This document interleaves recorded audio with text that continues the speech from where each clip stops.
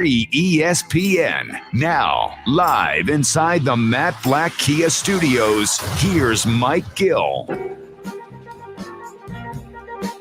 Yes, a Tuesday edition of the Sports Bash is live on 97.3 ESPN, the free mobile app, and live video streaming through Facebook, YouTube, right here on 97.3 ESPN's YouTube channel, and on the radio at 97.3 ESPN. All right, what's going on, everybody? We got a lot to dive into on today's show, as we typically do. The play-in games tonight, I'm excited for that because the Sixers, we now know, will play on Sunday. We do not know the time, but you can be sure you'll hear the game right here live on 97.3 ESPN. That's a Sunday game. My prediction would be, let me see what else they got going on that day. Our boy Kevin McCormick, our Sixers contributor, who does a great job, covers the Sixers for our website and for Sports Illustrated, posted the schedule. So you've got Philadelphia taking on the East 8, Atlanta, New York, the West 7 against Phoenix, and the West 8 against Utah. Try to time these games might be out of that group there. Philadelphia, Boston, if that's the game, that might get a better time than, say, Philadelphia, Charlotte, Philadelphia, Indiana, Philadelphia, Washington. You got this. You're going to get the Knicks and you're going to get the Lakers in there, and you're probably going to get the Warriors. I mean, the Sixers might, as the 1 seed, they might get the crap game. They might get the old 1 o'clock in the afternoon game on a Sunday as the 1 seed. I mean, I don't know. What's more appealing to – we got Phoenix and Utah in the games, but they're going to play Lakers and Warriors. So you're going to get most likely – who wins tomorrow night? Is it Lakers, Warriors? Who wins that game? Lakers, Warriors. Tomorrow night, the winner of that game plays Phoenix. The loser of that game would play the next game, and then they would probably win that next game against Memphis or San Antonio, and then they would play Utah. Utah is a small market, but if you're getting Utah against the Lakers, you're probably still getting primetime cover. You know, this is a tough spot for the television execs. These are all good games. You have Brooklyn on a Saturday. The only other games with some decent markets on Saturday, you got Miami, Milwaukee. Miami's a pretty decent market, obviously.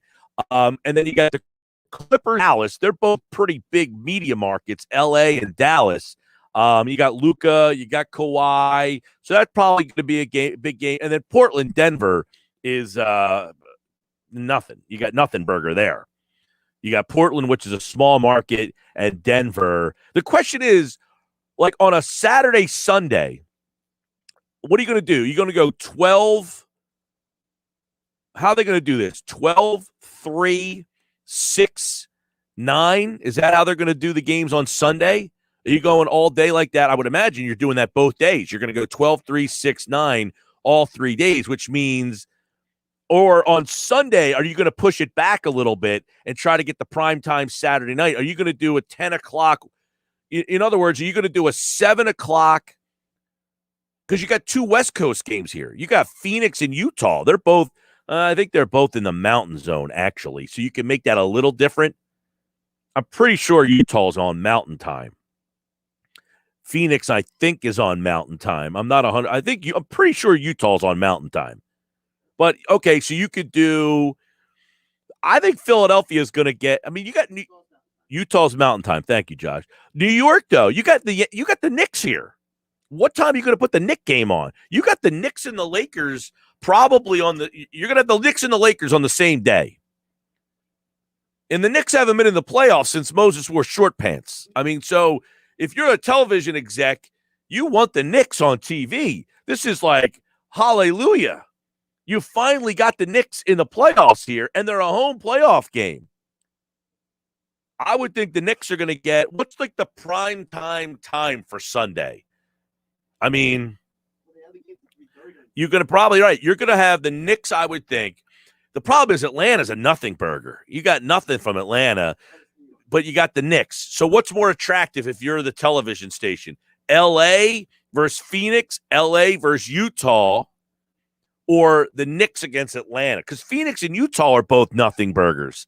Now, the other thing is you got Steph Curry. You got the Warriors, who have a pretty big – Philadelphia is going to get the worst time of that group.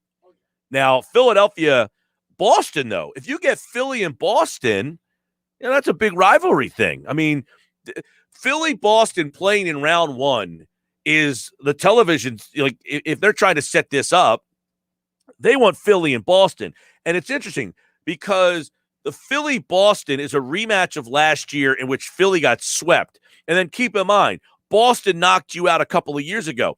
This is like Joel Embiid's Michael Jordan moment, where he got knocked out by the Pistons a couple of times, knocked out by the Celtics, Larry Bird, and they finally knocked them off. And, that was Jordan's climb. Like, I'm not comparing Embiid, but I'm saying, like, there's a story between the Sixers and the Celtics. The Fultz trade, Jason Tatum, Celtics knock you out. Sixers have this young team a couple of years ago, and they're the favorites in the series, a lot of people think, against the Celtics, and then the Celtics pretty much dominate you and knock you out. So this would be the third time that these two teams meet in the playoffs. That's a pretty good story. So there's something in all four of these games on Sunday. You got, if Philly plays Boston, there's a storied rivalry there, and there's a recent rivalry there. These two teams are, the fan bases are, hey, you tanked, we didn't need to do what you did. All of that comes into play there. So that's interesting. And then the other portion of this that is interesting as well is you're going to get LA and Golden State, and they're both going to be the higher profile teams up against higher seeds. And then, of course, you got the Knicks taking on Atlanta. On Saturday, it is – now, I'm going to try to predict that I think it is going to be Washington the 7 against Brooklyn. And that game for me – see, I don't know what the times are, but I'm imagining 3, noon, 3:30. So maybe 12:30, 3:30, 6, and 9. 6:30, 9:30, something like that. So I would think that the earliest games, the problem is you can't play Portland-Denver in the early slot. What time are they going to play? 9 o'clock in the morning? So you can't do that. I would say Portland-Denver gets the 10 o'clock late game. They're that West Coast Sunday night, 10 o'clock, boom. The Dallas Clipper game, I think the Dallas Clipper game is the night game, not the late night game. That's the night game. And you'll get the early game of the day will be Miami against Milwaukee. They'll be the first one. And then Brooklyn and whoever, that will be your 3:30 ABC game on a Saturday. And then on Sunday, I would think that Philadelphia and whoever is the early game, the early one. The middle game in the afternoon would be that Atlanta-New York game. You'd get that 3:30 New York, and then the two West games will be your night games. You'll have that Utah-Golden State will be your 10 o'clock Sunday night game, and Los Angeles-Phoenix. And then whatever game LA's not in, LA will play the earlier game so that the East Coast can get it, and Golden State will be in the late game. Golden State doesn't have as much cachet as the Lakers do, even though they still have pretty big following. They're not as big as the Lakers are. It's very interesting when you look at it like that. Good stuff. 609-403-0973. Over on the text board, Mike, give me an early Sixer game on Sunday so I can have a reason to day drink. Ha, ha, ha. That's not a bad thing, right? Get a little nooner. Little nooner going there, pal. I think the games tonight, you got Boston and the Wizards in your late game. That's a 9 o'clock. That's the back end. So you're playing a 9 o'clock game on the East Coast, right? That's a late.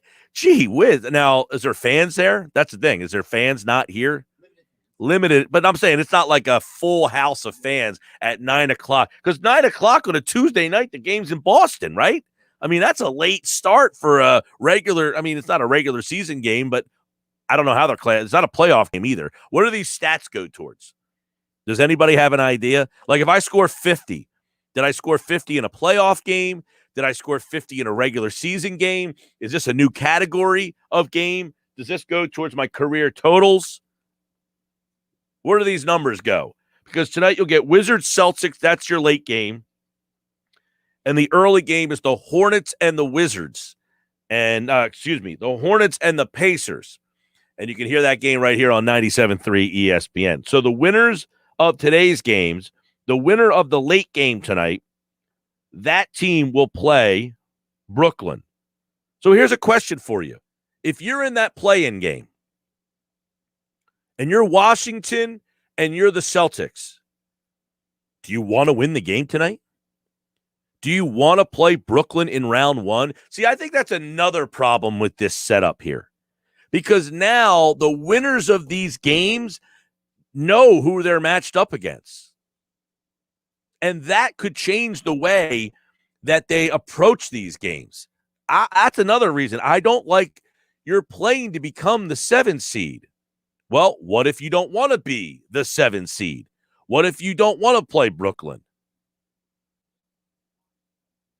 609-403-0973. 609-403-0973. Yeah, I didn't even think of that whole aspect of it. I just kind of talked myself right into it. If you are, right, if you are playing in the 7-8 game, do you want to play Philadelphia in round one or do you want to play Brooklyn in round one? I mean, there's obviously a preference there, don't you think? They're two totally different styles of players, teams.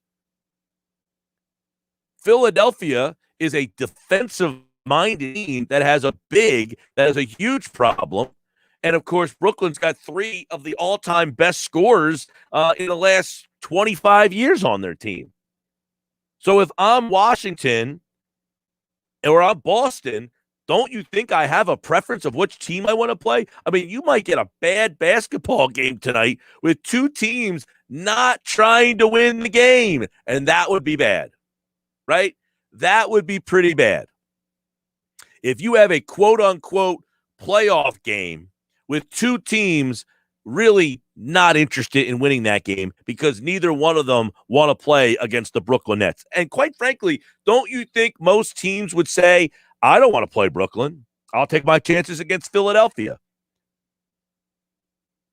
Most likely, that would be the way it goes. Rodney chimes in. He says Brooklyn because they haven't had much time together.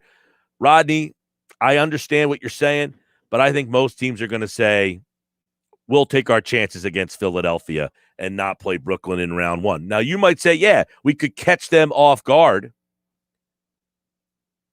But I don't know. Do you think you're going to see 2 teams tonight trying to be the 7 seed? 609-403-0973. Sorry, I can't help you with the video stream lagging. We will try to get that up. That's out of my jurisdiction. Really quick. So the NBA qualifies the play-in tournament as after the regular season and before the postseason.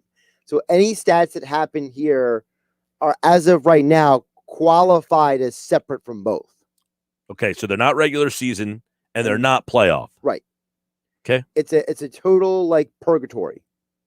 Yeah, so these stats don't really go towards anything. Yeah.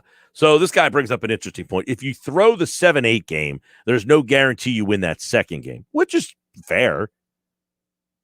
I mean, yeah, if you're Boston and you don't want to play Brooklyn and you lose, you could also lose the next game against either Indianapolis or Charlotte and be out of the whole mix. So I get that element of it. But you might say, I'll take my chances playing Charlotte or Indiana rather than go get my brains beat in by Brooklyn. Well, also it depends on the team. Like I would think that Washington, they want the Nets because it's Westbrook and you know how he is in his, vengeance tour. Yeah. I would love to see the Wizards play Brooklyn for 2 reasons. One, I would prefer not to play Washington in round number 1 because I think they could be a major pain in the ass, and I think they could be a pain in the ass to Brooklyn. And 2, because I don't think it's the best matchup for you, right? I don't think that's the best matchup for Philadelphia. I think Brooklyn is definitely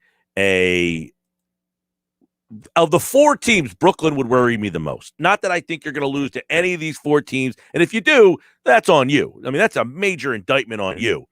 But that being said, I think Washington, of the 4 teams, is the one team that can pull off an upset. Yeah, they're at least equipped for it. You know what I mean? They're at least built in a way that you like, all right, they got a league MVP, one of the leading scorers in the league. They have some people. Well, and especially in a matchup against a team like Brooklyn, which is a team that doesn't play a lot of defense. So Washington, can just start scoring, frustrate you, and absolutely make it a just bonkers type of, if they get, for whatever reason, let's say they came out and won that first game of the series. Mm-hmm. Just, it's 143-138, Now the whole series, you're on edge that this team can just score with us. We can't stop them. They can't stop us. The problem I see with Washington is I don't think they have a third scorer that can hang in that thing with those 3 guys, right? They have 2 guys, Russell Westbrook and Bradley Beal. For God's sakes, Bradley Beal was the second leading scorer in the league this year. Yep. Those 2 guys can score with anybody. Both, right, anybody on the Brooklyn Nets. So if I'm Brooklyn, Washington is like a cheap version of what we are. Well, I talked to Ben Golliver about this last night on game night, and he brought up the fact he said, look, the worst case for the Nets is you have the Wizards in the first round, and then you would have the Bucks in the second round. He says, then for Milwaukee, he goes, if Milwaukee goes deep with the Heat and then they have the Nets in the second round, he goes, it's a no-win for either of those teams. If the Sixers are waiting for them in the conference finals, the Sixers have home court advantage. And the Sixers play such a different style than those other teams. Completely different. Right. You're looking at, Washington, who doesn't play a lot of defense, up and down, can score with you. They just run. Right. You would be in that style of play for a round. Then you're playing Washington or Miami in round number 2. You think Miami can win that series? Hey, Ben Golliver thinks he could go 7 games. Okay. I know that Legler said on SportsCenter he thinks Miami upsets Milwaukee. I wouldn't be shocked, at least. I mean, I wouldn't predict it personally, but I wouldn't be shocked just because I know how that Miami team is built, and I think Spoelstra's a better coach than Budenholzer. Milwaukee scores 120 a game. That's the most in the entire league. They score more points than anybody else. They give up 114. To put that in perspective, the 114 points a game that they give up is the same as Brooklyn. Brooklyn also gives up 114. So what you know about Brooklyn defensively, Milwaukee's as bad as Brooklyn is defensively. On the flip side, Washington gives up 118 a game. They're one of the worst defenses in the league. Right. They're worse than Milwaukee and Brooklyn. Now, on the flip side, Philadelphia gives up 108 per game, 10 points less than Washington gives up. Huge difference. Big time difference. Now Washington scores 116 a game. Philadelphia only scores 113 a game. So you got Milwaukee 120, Brooklyn 118. Philadelphia only scores 113. Right. So there's the difference there. Philly only gives up 108. The interesting part is Philly is a plus 5.5 differential. Brooklyn is plus 4.5. Milwaukee's plus 5.9. So all 3 of them are right about the same. They all give and give up just right about the same here. So it's going to be interesting. It all starts tonight. You can hear the games on 97.3 ESPN. I'm looking forward to it. Really waiting for playoff basketball. On the text board, Mike, I'm not saying your thinking is wrong, but the idea that teams would want to lose the play-in game just to avoid Brooklyn is on par with the disrespect the Sixers got all year. The Nets might be more intimidating, but get out of here if you think the Sixers are a quote-unquote easier matchup. I agree with you. And I asked that question yesterday to Paul Hudrick. And I said to him, do the Sixers feel they're being slighted? As a team, do they think they're being slighted? And he said, you're damn right they do. And I just fell trapped right into it. But I'm just telling you what these other two think. I'm sure that the other teams all think that I don't want to fight Brooklyn. Sports Bash brought to you by Matt Blatt Nissan, the all-new Matt Blatt Nissan Open, Black Horse Pike, Egg Harbor Township, next to Home Depot, online, mattblattnissan.com. I'm Mike Gill.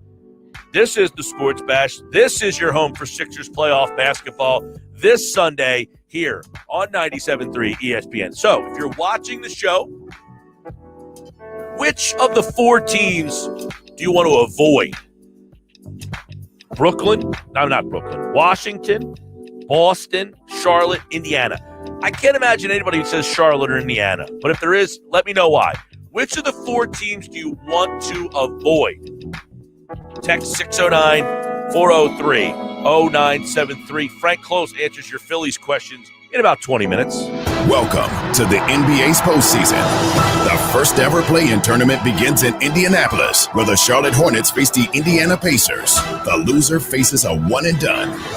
Then in Boston, the Celtics and Wizards go head-to-head. The winner secures the 7th seed and a trip to Brooklyn in round 1. Together on 3, 1, 2, 3. Together. The Hornets and Pacers at 6 Eastern, followed by the Celtics and Wizards. The NBA playoffs tonight, exclusively on 97.3 ESPN FM, South Jersey's sports leader. On some models excludes Corvette with GM financing. Excludes prior sale. See dealer for details. Many car dealers all around the area are having trouble getting inventory, so they're jacking up prices big time. But at Bennett Chevy, we haven't changed a thing. Why would we? You said you love our GM supplier employee pricing. You pay what our supplier employees pay, not a penny more. Bennett also gives you all the rebates, which can add up to a whopping 25% off MSRP. Plus, Bennett got available 0% financing that'll save you thousands more. Looking for used? Good news. Bennett's still paying a minimum $7,000 for any trade you bring us, regardless of condition or miles. Any old Heath is worth a minimum $7,000 towards any pre-owned in stock. And our non-commissioned sales is paid on your satisfaction, not how much you spend, so there's no pressure ever. And Bennett Chevy is now an authorized lease return center for all brands. So now more than ever, there's just no beating Bennett. Find new roads at Bennett Chevrolet, Egg Harbor Township, and BennettChevy.com. Hey, my name is Jonelle, and a little thing that I love about Chick-fil-A's new Lemon Kale Caesar salad is every tender, warm, juicy piece of grilled chicken. It's a Caesar salad, but it's different. You have the Parmesan breadcrumbs and the mixture of lemon with that romaine and kale. It's almost something I can't explain, but it'll make you want to sing. Lemon Kale Caesar. Order the new Lemon Kale Caesar salad on the Chick-fil-A app today. Available for a limited time. Real guests paid for their testimonial. I saved big money with the Progressive Home and Auto Bundle, so I finally bought that new set of golf clubs. Watch out, Fairway. Here I come. This is not a real testimonial. Sure, customers can save big with Progressive, but your other expenses won't just disappear. Are those clubs going to help you when the hot water heater dies? Also, it sounds like your money is better spent on golf lessons. Time to go shoot the course record. No, but maybe time for a reality check. Progressive Casualty Insurance Company and Affiliates. As a dentist, I know what my patients are saying. She says her gums are irritated. Is there anything you can do? You can try new Crest Advanced Gum Restore. It detoxifies below the gum line to restore your gums back to health in just 7 days. Have you wanted to speak a new language, but thought it would be too difficult? Then try Babbel. Babbel starts by teaching you words and phrases that gradually get more complex. Soon, you're practicing short conversations. So in 15 minutes a day, you'll be speaking a new language in a few weeks. Babbel is built around real life. It teaches you practical conversations that you will actually use. Babbel, language for life. Celebrating 10 million subscriptions sold. Now try Babbel for free. Just go to Babbel.com today. That's BABBEL.com. Has your timeshare dream turned into a nightmare? Then join the happy former timeshare owners who are saying, Genius Exit got it done. They promised your timeshare will be a great investment, a legacy for your kids, and that you could swap timeshares around the world. But all you can really count on are sky-high interest rates, rising maintenance fees, and unexpected assessments. And if that's not enough, your family will inherit your timeshare burden. Let Genius Exit get it done. Genius Exit, the ethical timeshare exit company, can help you legally and permanently exit your timeshare for thousands less than other companies. And with a 100% money-back guarantee. Make the call today, and soon you'll be saying, Genius Exit got it done. If you want out of your timeshare, call for your free consultation and let Genius Exit get it done. Call 800-323-1991. That's 800-323-1991. 800-323-1991. It's time for some straight talk. You've got real work to do, but everyone's sucking up the free Wi-Fi faster than a Mocha Choco double frap on ice. So be your own hotspot. Now with Straight Talk Wireless, get 10 gigs of hotspot data with the ultimate unlimited plan. Just $55 a month on America's largest and most dependable networks. You don't have to find a hotspot. You are the hotspot. Straight Talk Wireless. No contract, no compromise. Compatible device required. See straighttalk.com. Got a bucket list? Okay, now imagine the list if you won the $468 million Mega Millions jackpot. Taking a mega chance could mean making your wildest dreams a reality. After all, anything can happen in Jersey. Now, back to the Sports Bash on 97.3 ESPN. All right, Tuesday edition of the Sports Bash, 97.3 ESPN, over on the text board, 609-403-0973. Clark Burns checking in on Facebook. What's up, Clark Burns? Washington, Beal, and Westbrook could be a pain in the butt. I want Boston, can't stand them, and want that revenge. Better hope you can get the revenge against Boston, although I think you could, Clark. You know, well, if you remember last year, Boston swept Philly in the playoffs. Philly had beaten Boston in the regular season. You remember they opened the season against them in Philadelphia and beat them, and then beat them again. I think Boston got them late in the year. But Philly, I think, beat Boston 3 out of 4 times in the regular season last year, and then Boston swept them. So the regular season stuff, sometimes you can't go off that. But I think everybody listening right now, that Washington with Beal and Westbrook is probably the team that is the least attractive opponent, number one, for Philadelphia. 609-403-0973. 609-403-0973. My best the Sixers could have done was home court, more potential for days off after a series, waiting for the other teams. And the way it looks, both the Nets and Bucks should have a bit more wear after 2 tough rounds. So I think that the 1 seed is the one reason that all of us should believe that the Sixers have a legitimate chance to win the title. If you're out there and you're like, hey, do this, yes. Why? Because they got the 1 seed. Why is that important? They don't have to face both Brooklyn and Milwaukee or Miami.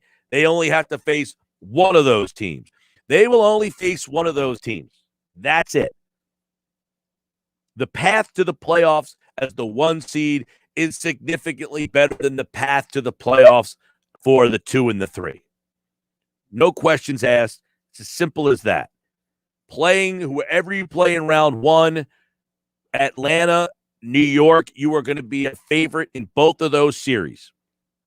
If you were the 2 or the 3, hey, if the Sixers fell to the 3 seed, could you imagine opening up the panic that would be in the people right now if the Sixers played the Miami Heat in round 1? I mean, how many people out there would think, man, the Sixers had a really nice year. They won 47 games, and they're playing Miami. That would be a horrible situation. It would be a horrible situation.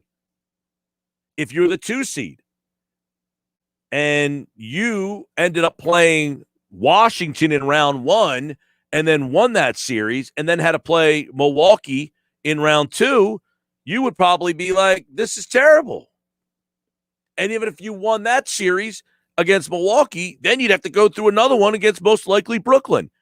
No, the one reason why you feel, or you should feel, I can keep getting asked, do the Sixers really have a shot? Can they really win this thing? The answer is absolutely. The answer is absolutely. The 76ers can not only win the East, they can win the NBA championship this year. And you should believe with all your heart that, yes, indeed, they can do this because they were the 1 seed. If they're not the 1 seed, no. But look, this team has bigger fish to fry. They battled hard all season long to get this number 1 seed. And it's different than, like, say, Utah out west, who they're getting stuck playing either Golden State or the Lakers. Now, Golden State, to me, is not a legitimate title contender. I get it. They have Curry, and they're going crazy, and they've been fantastic the last month of the season here. But if you lose to Steph Curry by himself, you're not that good of a team anyway. I mean, right now, the Jazz, some of the parts are better than the Golden State Warriors, or at least they should be. But as Mitch Lawrence said on yesterday's show, Donovan Mitchell hasn't played in 5 weeks. He's just going to come back, roll it out there, and be, an MVP performer. It is definitely a more difficult road in the Eastern Conference or the Western Conference than it is on the Eastern side. If you definitely say, hey, we're the 1 seed out west, but we're getting stuck playing the Lakers, that's a lot different than the path. Look, out west, if you're the 1 seed, Utah, you could play Lakers in round 1. You could play the Clippers. I mean, who would you rather play? Phoenix or the Clippers? I would, most people would say, even though they had a better year. But in round 2, that 4-5 matchup is Clippers-Dallas. So if you're Utah, the number 1 seed, you would have to go through possibly the Lakers, the Clippers, and then Phoenix. Man, that's a tough draw. The 2 seed Phoenix, their path is almost easier. Phoenix could play Golden State, and then the next round they would play Denver or Portland. A shorthanded Denver team, and a Portland team that is a good team, but seems to just figure out ways to disappoint every playoff season. But if you were in the Western Conference, you would almost prefer to be the 2 seed with that path. Now, the difference is if you get to the final round, you get home court advantage. And, I mean, you can't give that up, right? You can't say, hey, we want to be the 2 seed because the path seems a little easier. But I don't think there's any question that the 2 seed path, because the Clippers did what they did. The Clippers basically tanked it down the stretch. They would have been the 3 seed. Well, they didn't want to end up playing the Lakers. The Clippers didn't want to get stuck playing the Lakers. So they ended up saying, hey, we'll just avoid the Lakers. We'll go to the 4 seed. They'll play Dallas. That's essentially what happened there. So think about how different the 1 seed in the East is as opposed to the 1 seed in the West. 649-403-0973. Mike, neither team is going to throw the game tonight because they're not guaranteed playoffs. Wizards-Hornets came down to the wire Sunday, so not guaranteed to win Thursday if they lose tonight. Totally get that. Like, you're not going to go out there and just go sleepwalking through, get bombarded so that you can avoid Brooklyn. But I'm imagining that one of these 2 teams is probably thinking, or both these teams are probably thinking, man, do we take a shot playing Charlotte? What would we rather do? What did Mitch Lawrence say yesterday? Some of these teams might be looking at this like, we don't even want to be here. We don't even think we deserve this. How are they viewing the play-in game? Josh just said it. The NBA is not even recognizing these as playoff games. They're not even classified as real games. They're not regular season games. They're not play-in games. They're playoff games. They're just kind of, even like the field of 68, those games are counted as you made the tournament.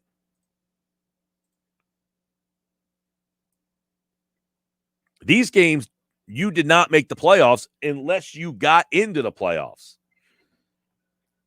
609-403-0973. This is the Sports Bash Live on 97.3 ESPN. As we've been talking about, it's playoff time. Big stakes, bigger promotions. It's time to hammer the over and score some cash. DraftKings Sportsbook is giving you a chance to lower the over-under on a featured playoff game. All players who place a bet on featured basketball game will have a hand in lowering the over-under on the game. This is awesome. For every 1,500 players across the country who bet the over on the select game, the over-under will drop by a point. It's pretty significant when you think about it. If I can get the over-under 2 points lower, every bettor who hammers the over in the featured game helps lower the over-under. The best part is that even as the line lowers, the odds remain at even money. That's right. You can double your money by hammering the over. DraftKings is safe and secure and reliable, so you can deposit and withdraw your funds at your convenience. Download the top-rated DraftKings Sportsbook app now and use my code 973 when you sign up to hammer the over. For every 1,500 people that bet the over in the featured game, the line will decrease by 1 point. Yes, this is your chance to improve the odds of the over hitting. So tell your friends and tell your family, hammer the over and improve your odds of doubling your money. But you got to use my code 973 for this to work. For a limited time, only at DraftKings Sportsbook. Must be 21 or older. New Jersey only. Restrictions apply. The max wager is $25, one per customer. Offer ends 5/23/21. See DraftKings.com/sportsbook for details. Gambling problem? Call 1-800-GAMBLER. When we come back, we answer your Phillies questions with Frank Klose. Phillies back in action against the Marlins tonight. Turn it on. Leave it on. The Sports Bash on 97.3 ESPN. Attention, New Jersey. Matt Platt Nissan needs to replenish their pre-owned inventory. They will buy your vehicle for cash today. You heard right. Matt Platt Nissan will buy your current vehicle for cash or trade it for top dollar and put zero down payment and 0% interest and get $2,500 off MSRP on every 2021 Nissan Murano in stock. It's on at Matt Platt Nissan. All new loaded SP model 2021 Nissan Rogue. Lease just $239 per month with zero security deposit. Plus our fast track checkout. Bring any vehicle and Matt Platt Nissan will buy it for cash or pay top dollar for any trade in Egg Harbor Township next to Home Depot or online at mattplattnissan.com. They can refinance a new vehicle. If quality exists, not all will qualify. 0% APR financing based on 1667,000 borrow. Offer 10 combined. Murano VIN MT 101371. Road VIN MW 11224. 36,000 miles for your lease. Lease selling price $28,500. Call 778-289-6670 or go to mattplattnissan.com for complete details. Offer ends 5/31/21. It's on at Matt Platt Nissan on the Black Horse Pike, Egg Harbor Township. Hey, my name is Jonelle, and a little thing that I love about Chick-fil-A's new lemon kale Caesar salad is every tender, warm, juicy piece of grilled chicken. It's a Caesar salad, but it's different. You have the Parmesan breadcrumbs and the mixture of lemon with that romaine and kale. It's almost something I can't explain, but it'll make you want to sing. Lemon kale Caesar. Order the new Lemon Kale Caesar salad on the Chick-fil-A app today. Available for a limited time. Real guests paid for their testimonial. If you're struggling with alcohol or drugs, Recovery Centers of America can help. RCA's local inpatient and outpatient programs are founded on science and delivered with heart from an expert, caring team who will inspire and guide you every step of the way. Call 1-888-RECOVERY now to speak with a treatment advisor. At RCA, you'll be in a community that builds connections and fosters support from peers and RCA's team of medical professionals and recovery support specialists. At RCA's state-of-the-art campuses in Devon, PA and Mays Landing, New Jersey, they tailor your treatment to you and also offer specialized programs for patients with history of trauma, for patients who have achieved recovery but are experiencing a relapse, for young adults, adults 50 years and older, a confidential program for first responders and military, and a faith-based program. RCA answers the phone 24/7. And because it's local and in-network with insurance providers, treatment is affordable and accessible. Don't wait. Call 1-888-RECOVERY today. Have you wanted to speak a new language, but thought it would be too difficult? Then try Babbel. Babbel starts by teaching you words and phrases that gradually get more complex. Soon, you're practicing short conversations. So in 15 minutes a day, you'll be speaking a new language in a few weeks. Babbel is built around real life. It teaches you practical conversations that you will actually use. Babbel, language for life. Celebrating 10 million subscriptions sold. Now try Babbel for free. Just go to Babbel.com today. That's BABBEL.com. Hello, Cape May County. This is County Commission Vice Director Len Desiderio. There is great news on the COVID front in Cape May County. For the first time since 2020, we recently had less than 200 active cases. Our hospital admissions were in the single digits for the first time in months. And now we are approaching a full 50% of our entire population with vaccine. This is all because of you, the great people of Cape May County. But it's not over yet. We need to get as many people vaccinated as soon as we can. Please go to capemaycountynj.gov to learn how to register and check back often to see if you could walk in for a vaccine. The people of Cape May County have pulled together like never before. We need to keep it going. This is County Commissioner Len Desiderio. Let's finish strong, safely together. It's time for some straight talk. You've got real work to do, but everyone's sucking up the free Wi-Fi faster than a Mocha Choco double frap on ice. So be your own hotspot. Now with Straight Talk Wireless, get 10 gigs of hotspot data with the ultimate unlimited plan. Just $55 a month on America's largest and most dependable networks. You don't have to find a hotspot. You are the hotspot. Straight Talk Wireless. No contract, no compromise. Compatible device required. See straighttalk.com. You can watch the Sports Bash live now on Facebook, YouTube, and Twitter. Search 97.3 ESPN or visit our website, 97.3ESPN.com. All right, Phil's tonight. They've got the Marlins. They've been their nemesis for quite some time now. It seems that the Phillies just can't beat the Marlins. Frank Klose covers the Phillies for 97.3 ESPN.com. Phillies Mailbag is a regular feature here on the Sports Bash. Right now, let's take a look at what questions you guys had today as Frank Klose joins us here on Sports Bash Live on 97.3 ESPN, the free mobile app. And if you're watching the live video, Frank's got a bear behind him over there, and hopefully that bear is with you today. Yeah, I'm in the Pocono Mountains, so here for a couple days, and this is where I get my best lighting with a bear behind me. The bear behind you. There you go. He's in the Poconos. There's a bear. This is going crazy. All right. Frank, a couple things. The Phillies had the day off, obviously, yesterday. They needed to cool it. Let me hear your overview of everything that happened in that series, specifically Girardi, the blow-up. I mean, is this something that has been kind of building, or is this a one-time thing, and it's kind of behind this team? I think this was mostly a one-time thing. You know, the thing about Segura, I can't remember the exact number, and I've been meaning to look it up. He had such a long errorless streak before this week. And honestly, the only reason I could think Joe Girardi was being angry about it is if he thought that Segura wasn't perhaps giving enough effort. I think Girardi has said in the past that physical errors he's okay with, but the mental errors are the things that bother him. So if he was upset, I think it would be because he does not believe Segura gave his all on that play. But it could also be the fact that everybody's banged up. He had nobody to go to. When Scott Kingery hit the wall, might have gotten concussed. He had to talk to Bryce Harper and see if they would have to put Bryce Harper in right field or Vince Velasquez in the outfield. So things kind of hit ahead there. Your number 5 starter going just an inning and a third, that's not good, to say the least. I think it was a whole bunch of frustrations all at once. And the fact that the Phillies hung into that game was I guess that's the positive to take out of that the Phillies hung in there and managed to get 8 runs. They didn't really hang in. They fought back, though. I think you can give them that. Right.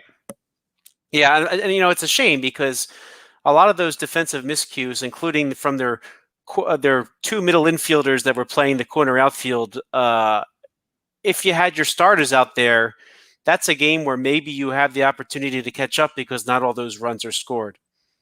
Yeah, you're right. I mean, you had Miller playing left, Kingery playing right. I mean, Odubel Herrera, who's the second baseman by trade, playing center. You had three infielders playing the outfield. I said, poor Chase Anderson. This is the defense that he's got behind him. And then, Segura, who has been moved all over too. I mean, he's played short. He played third last year for the most part. They moved him over to second. So he's been kind of, and he's been a solid defensive player. But the two plays that he doesn't make, I mean, the one, him and Maton, I mean, that's Maton's ball, right?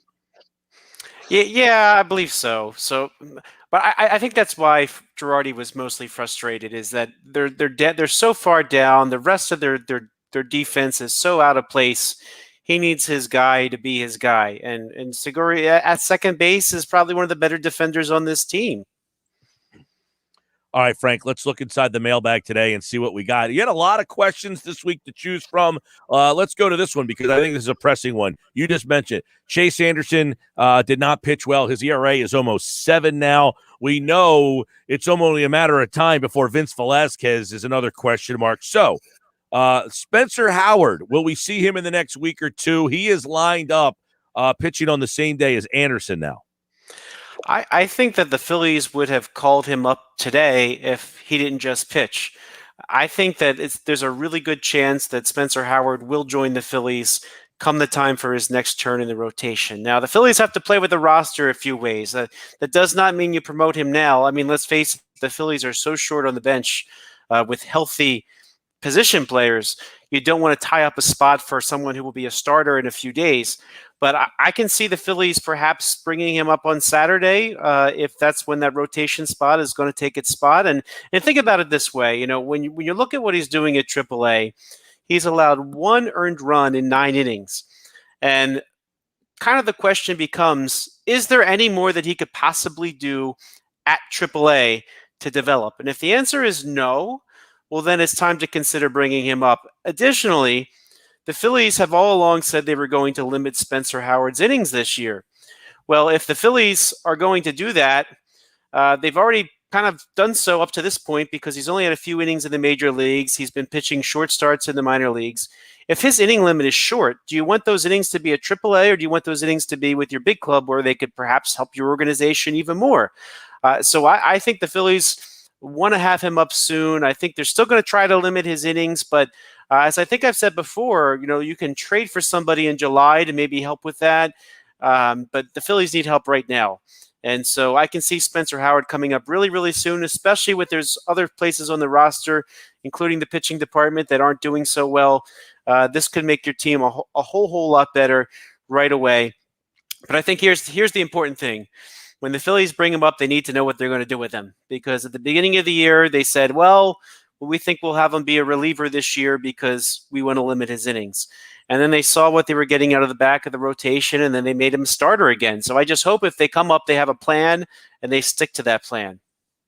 Yeah. Let me ask you about Spencer Howard. What did the team view him as? A 2, a 3? And what do maybe they think he is now? Has that changed? It's really kind of hard to say. I do believe that many in the organization felt he had towards the top of the rotation kind of stuff. But like anybody, we've said this before, throwing hard is something that a lot of people do these days, right? So that in itself doesn't make you a superstar or successful starting pitcher. Really, it's about the movement of his pitches. His catcher, JT Realmuto, really sings his praises along those lines. And so I think the hard part was last year, the fact that there was no AAA season for him to pitch, that he went from being on the AA roster at the end of 2019 to jumping into the major leagues at a tough time, and then he got hurt a little bit. So it's kind of messed with the evaluation, I suppose. But because they said, all right, first he's going to be a reliever, now he's going to be a starter, they're just stretching him out now. So has anything changed since before the shutdown? That's one of those big question marks. You just got to let him pitch and see where it goes. All right, Frank, another interesting question for you is from Evan, and he wants to know, what's the ceiling for Nick Maton? I mean, I guess he kind of seemed like a journeyman type of 4A player. He's been pretty good. I don't know. Is he just on a hot streak right now, or is this a guy that just is maturing at a later time in his career, and maybe he's better than they thought he was? Well, I can tell you this. I've seen him in Clearwater the last 2 springs. I was very impressed with him down in Clearwater. In fact, this year, watching him in mid-March, I basically thought, okay, well, considering that Brad Miller, I was down there when Brad Miller had his injury. I thought, okay, well, maybe Maton sticks around a little bit and has a shot at the opening day roster. But they did option him to minor league camp early. But what I thought I saw of him was somebody who would be a very good bench player for the Phillies. Kind of the comparison I make in the mailbag is Enrique Hernandez, but from the left side of the plate. Somebody who can count on in the infield, definitely in the middle infield. If somebody is out for a short stretch, if Didi's, as we saw, Didi a couple times out with injuries, you don't feel like you're just abandoning the position by putting him in for a week, right? So I think he's a nice player that can fill in up the middle. I would explore if he could maybe play some other positions to help you out. I mean, if Brad Miller's in the outfield, maybe he's somebody who could take some at-bats in the outfield if necessary. So I always thought he was a really good-looking bench potential player. However, I will say this. Some guys will play themselves out of that and into more. Our sample size is still pretty small right now. And even the Enrique Hernandez I mentioned, he kind of got a starting job this year when he hit free agency. So who knows? He could be a nice bench player. And then at some point, a team gives him a shot as a starter. Maybe there's an injury at some point for the Phillies. He has to be the starter for the year, and you'll get to see if he can handle that or not. But I think he's been very impressive. I like his defense, and I like his bat. He makes a lot of good contact. I mean, it was the whole offense essentially for a time there on Saturday. I mean, he had a couple of homers. Sunday, a couple of homers in the game. I mean, he has hit the ball. Sometimes, he looks a little overmatched, but he certainly has. I don't know. I mean, do you see him as a guy that's going to be on the major league roster the rest of the year? I think he's got a real shot. I mean, let's face it. He was somebody else. He was on the AA roster at the end of 2019, and he had just been promoted midseason. So he was playing very, very well at Class A Clearwater. He goes to AA. He didn't hit as well, but if he had a 2020 minor league season, he would have probably started AA, ended up at AAA, and might be better prepared. So he kind of had to make the leap. I think that's going to be the case for a lot of major leaguers. They would have had to make the leap from AA, given the circumstances of COVID. And he's showing that maybe he did a lot of that development on his own. It's weird because you wonder how many guys like this slip through the crack. Like, no one's ever heard of this guy. He's not on your top 30 the Phillies prospect list anywhere, right? I never seen him on any list. You bring him up and you're thinking, here's just a guy that they don't care if they're burning one of his, trips up and down from the minor leagues. And you wonder how many guys like this just slip through the cracks that they don't view as in high regard as somebody else. Well, I will point this out. Nick Maton was on the 40-man roster. The Phillies did make that decision to put him on that roster, protecting him from being taken in the Rule 5 draft. So at least internally, the Phillies thought a lot of him. I mean, it doesn't matter what somebody else's prospect list says. If he's in your organization and you evaluate him as a potential helpful piece, well, then you roll with it, right? So they put him on the 40-man. So I think that says something there. All right, last one. Got about 2 minutes here, Frank, because this one is a tough one. And Mike wants to know, not this Mike, another Mike. He says, what kind of moves do you think the Phillies can make to get through this injury stretch? All right. Well, I have a whole list here. Hopefully I don't take up the whole 2 minutes, but they need 40-man roster space. They need backup help. What I would do, I would designate for assignment the contract of David Hale. You might say, well, that seems so obvious. Well, people have also pointed out that he's somebody that Joe Girardi has a relationship with, and they signed him to be sort of a veteran depth piece. But you know what? If you're at the point where Chase Anderson, Matt Moore, they're being bumped out of the starting rotation and into the bullpen, how many long men do you want to have, right? So they need that 40-man roster spot with somebody else. In fact, you might even be able to deal with Enyel De Los Santos filling in at times because he can go up and down the Northeast extension to Lehigh Valley. I also think the Phillies should put somebody on the IL, maybe somebody like DJ Gregorius. If in normal circumstances he would have eked it out another day or two and he'd be okay.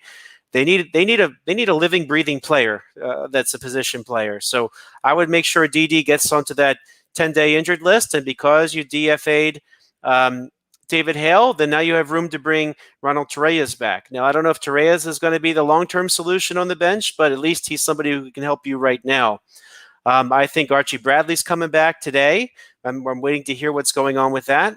And, that certainly helps fill the bullpen spot vacated by Hale. Now the other thing is going to depend on what's up with Scott Kingery. Is he going to go in the concussion protocol, hitting the wall the way he did? If he doesn't, I would pull what I wrote about a while back, which is perhaps designating Kingery for assignments. See if he goes through waivers and you can assign him to Lehigh Valley. It might be worth the roll of the dice. He's due $18 million. If he gets through waivers, you get a roster spot. If somebody claims him, good luck to him somewhere else. But the Phillies are at the point where they need that spot, and then maybe you can start to look for creative ways to fill spots. I mean, you might have to go to AAA and grab somebody like Luke Williams, who's hitting very, very well. Yeah. But Luke Williams is somebody who can play around the and diamond. the fact that they don't have a legit outfielder in their system anywhere. They have nobody in the system to play the outfield is unbelievable. Frank Klose. Check out his mailbag, of course, every Tuesday. If you want your question answered, just hit him up on Twitter at Frank Klose, and maybe we'll answer your question here on the Phillies mailbag segment. Frank is back on Tuesday, and, of course, he, like August, appeared via the Boardwalk Honda hotline. All right, Frank, watch that bear behind you. Sure will. Thanks, Mike. Take care. All right, Frank is got the Phils. Jeff Nadu, how to bet the NBA play-in games.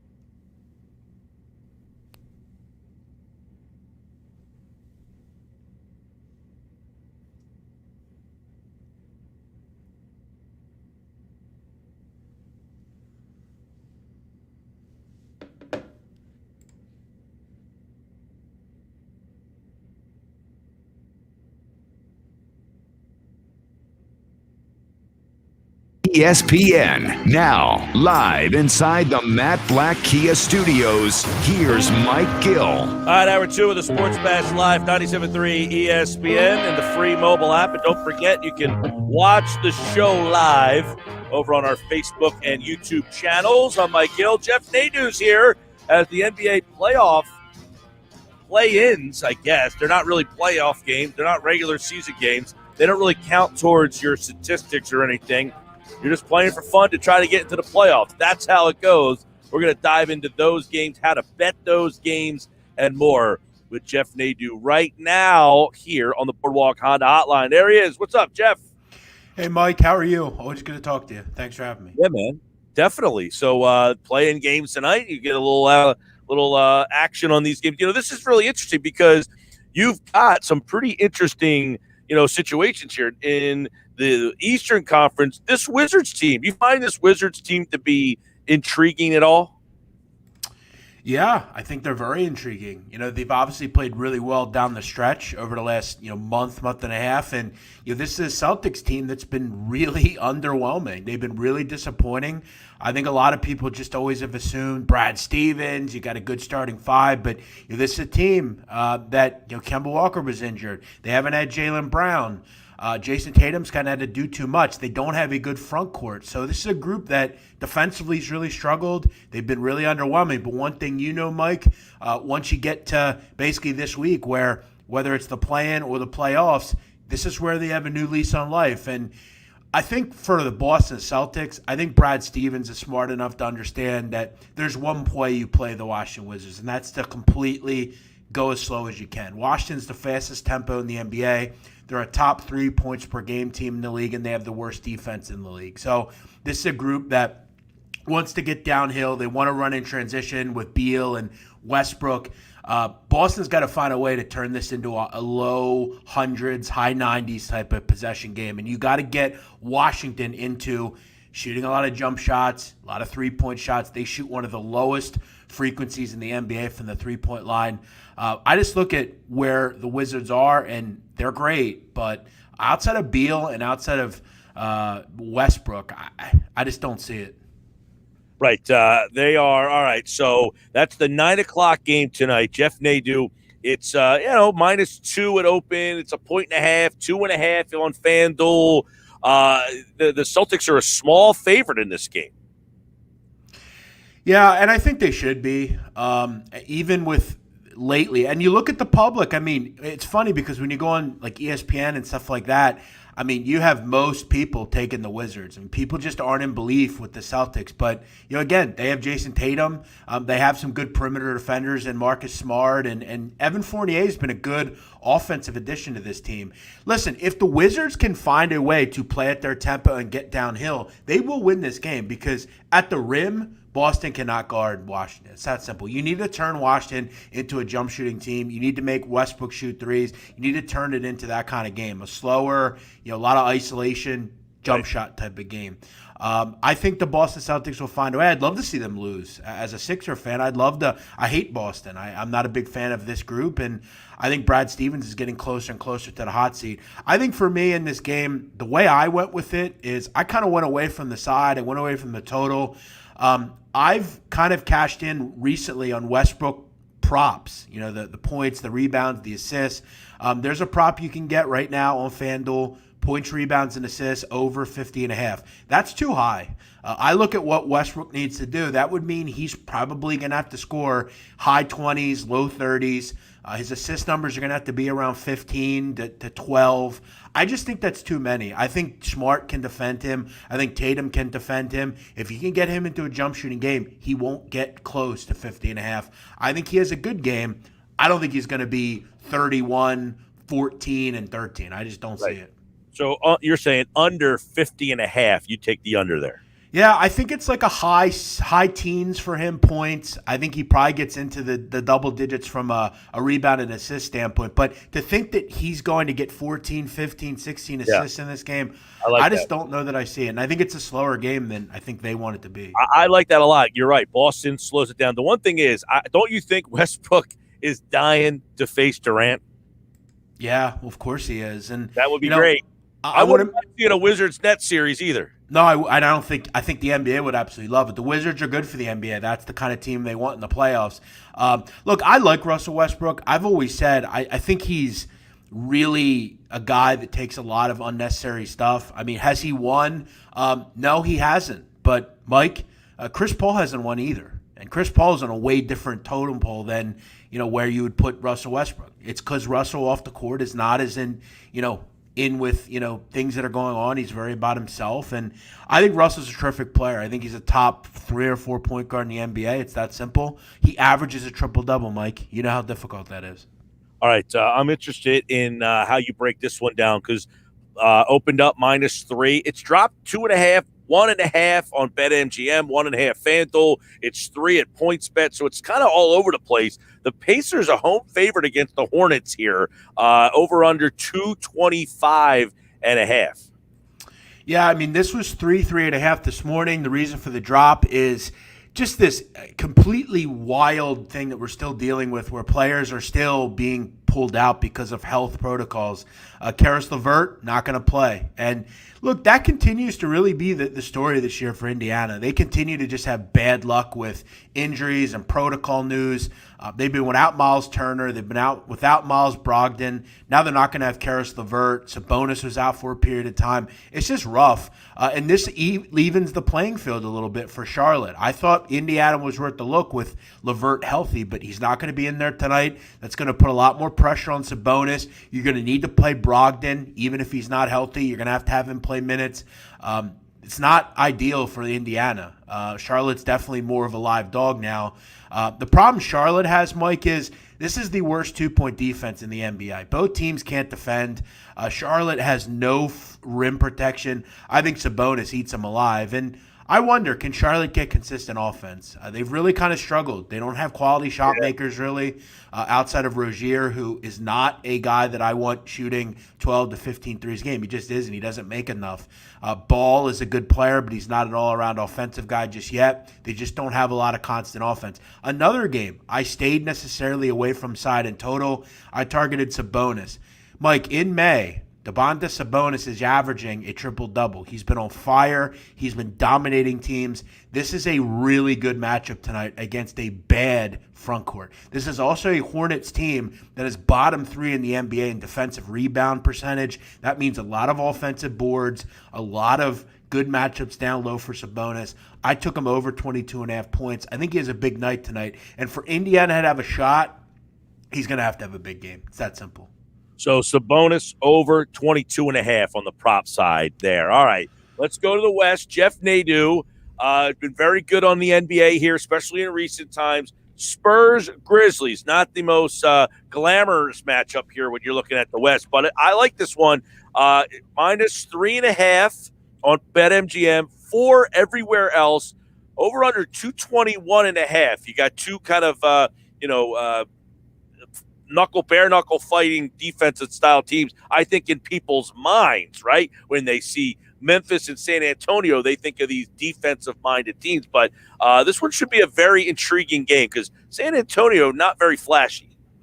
Yeah, they're kind of different. I mean, Grizzlies have always kind of been not real flashy, but these are not the old, teams of late where you've had really good defensive team. And then not that they're both top 10 defensively, I think, or top 15. But this is a Spurs team that I think, Mike, to me, I would say of the teams left that are not at home currently, this is the most mind-numbing team of them. I mean, the Spurs are really just tough to back. Some nights they look really good and they're fighting it out with good teams, and the next night, Popovich is on the sidelines and he looks like he wants to pull any hair he has out on his head if he has any left.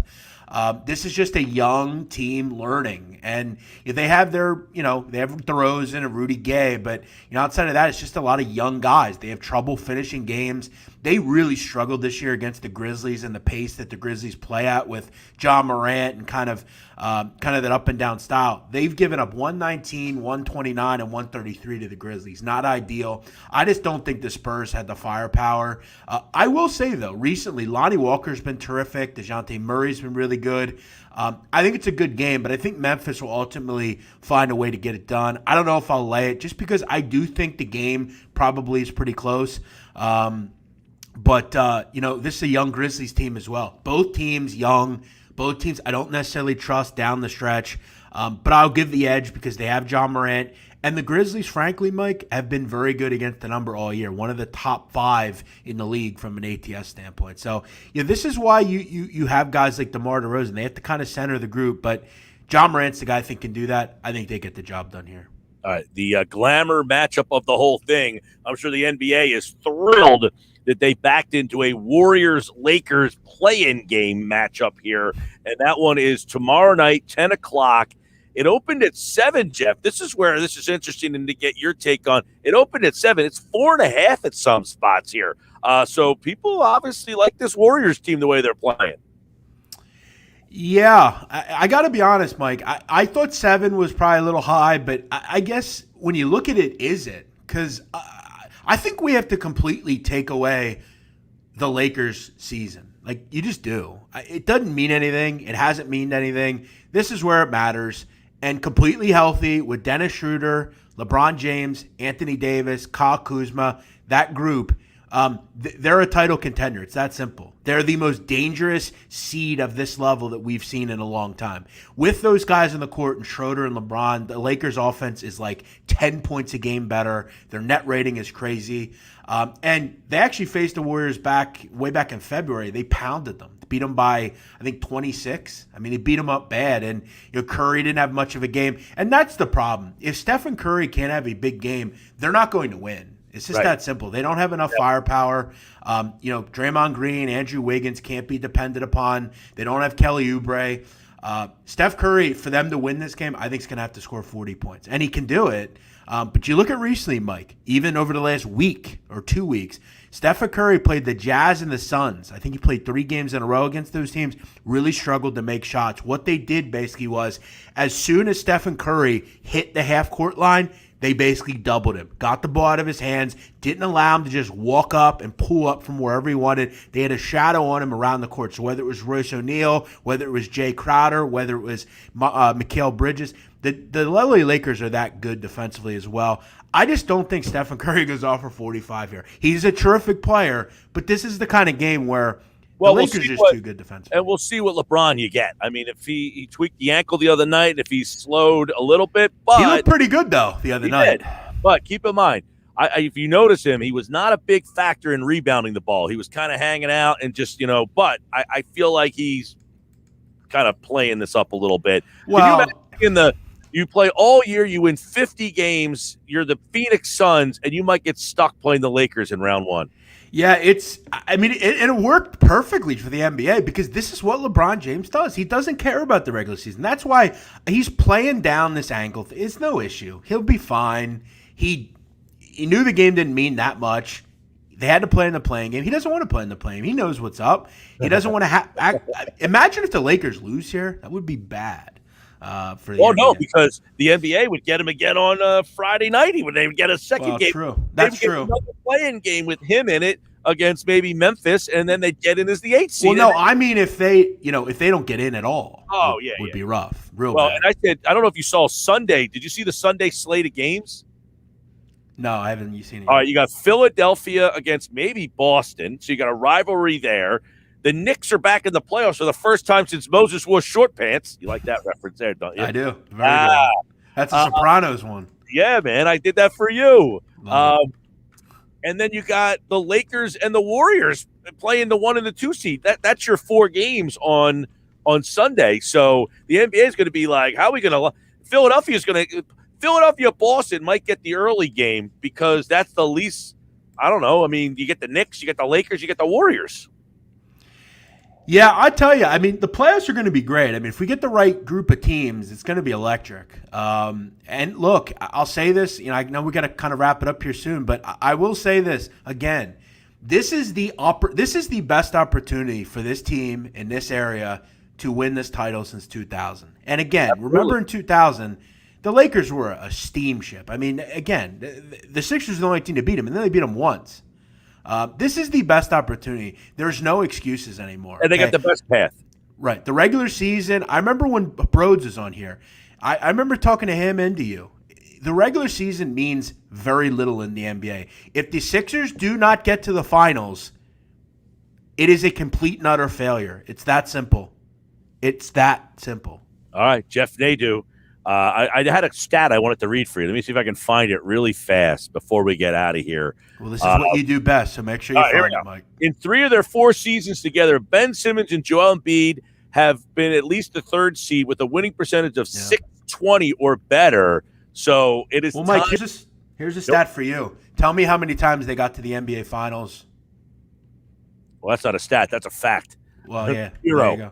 0. How many times they get to the Eastern Conference Finals?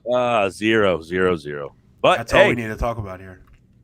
But they had Brett Brown as the coach, remember. If we're betting, are you betting that they make the Eastern Conference Finals? Yes. All right, Jeff. I bet that they make the finals. I think they make the finals, and I think Brooklyn. No, it's a rematch. 2000 Bucks. No, the finals. Oh, okay. I'm saying I'm saying they beat Brooklyn to get to the finals. Yeah. Well, yeah, and then they're going to beat the Lakers in the finals. Well, they got home court advantage. They are 80% winning percentage at the home court on their home court, so that helps them too. All right, Jeff Nadu. Make sure you follow him on Twitter for his betting stuff each and every day at Jeff Nadu. There he is. I was going to wear my Old Miss shirt today. I'm glad I did. We look like we set that up. The baby blue really makes my eyes pop, Mike. All right, man. See you. Cheers, Mike. Later.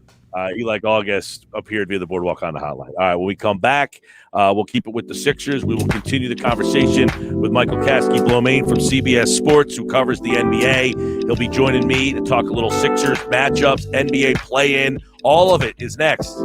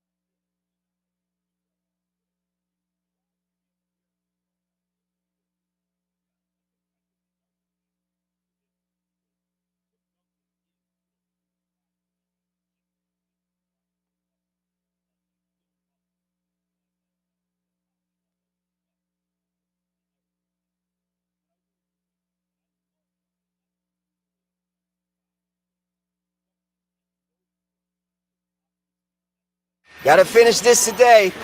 Cristiano's construction projects typically run smoothly, but this project's pipeline is about to burst. Yo, boss, where you want us to put this? To the left. Your other left. John. Indeed can help him hire the people he needs. I need Indeed. Indeed you do. When you sponsor a job, you immediately get your short list of quality candidates whose resumes on Indeed match your job criteria. Visit Indeed.com/credit and get $75 towards your first sponsored job. Terms and conditions apply.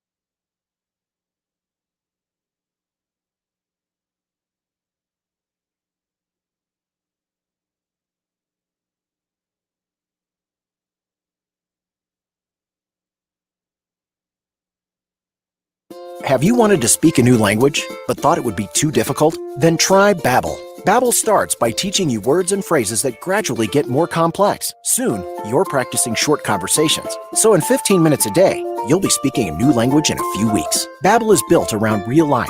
It teaches you practical conversations that you will actually use. Babbel, language for life. Celebrating 10 million subscriptions sold. Now try Babbel for free. Just go to Babbel.com today. That's BABBEL.com.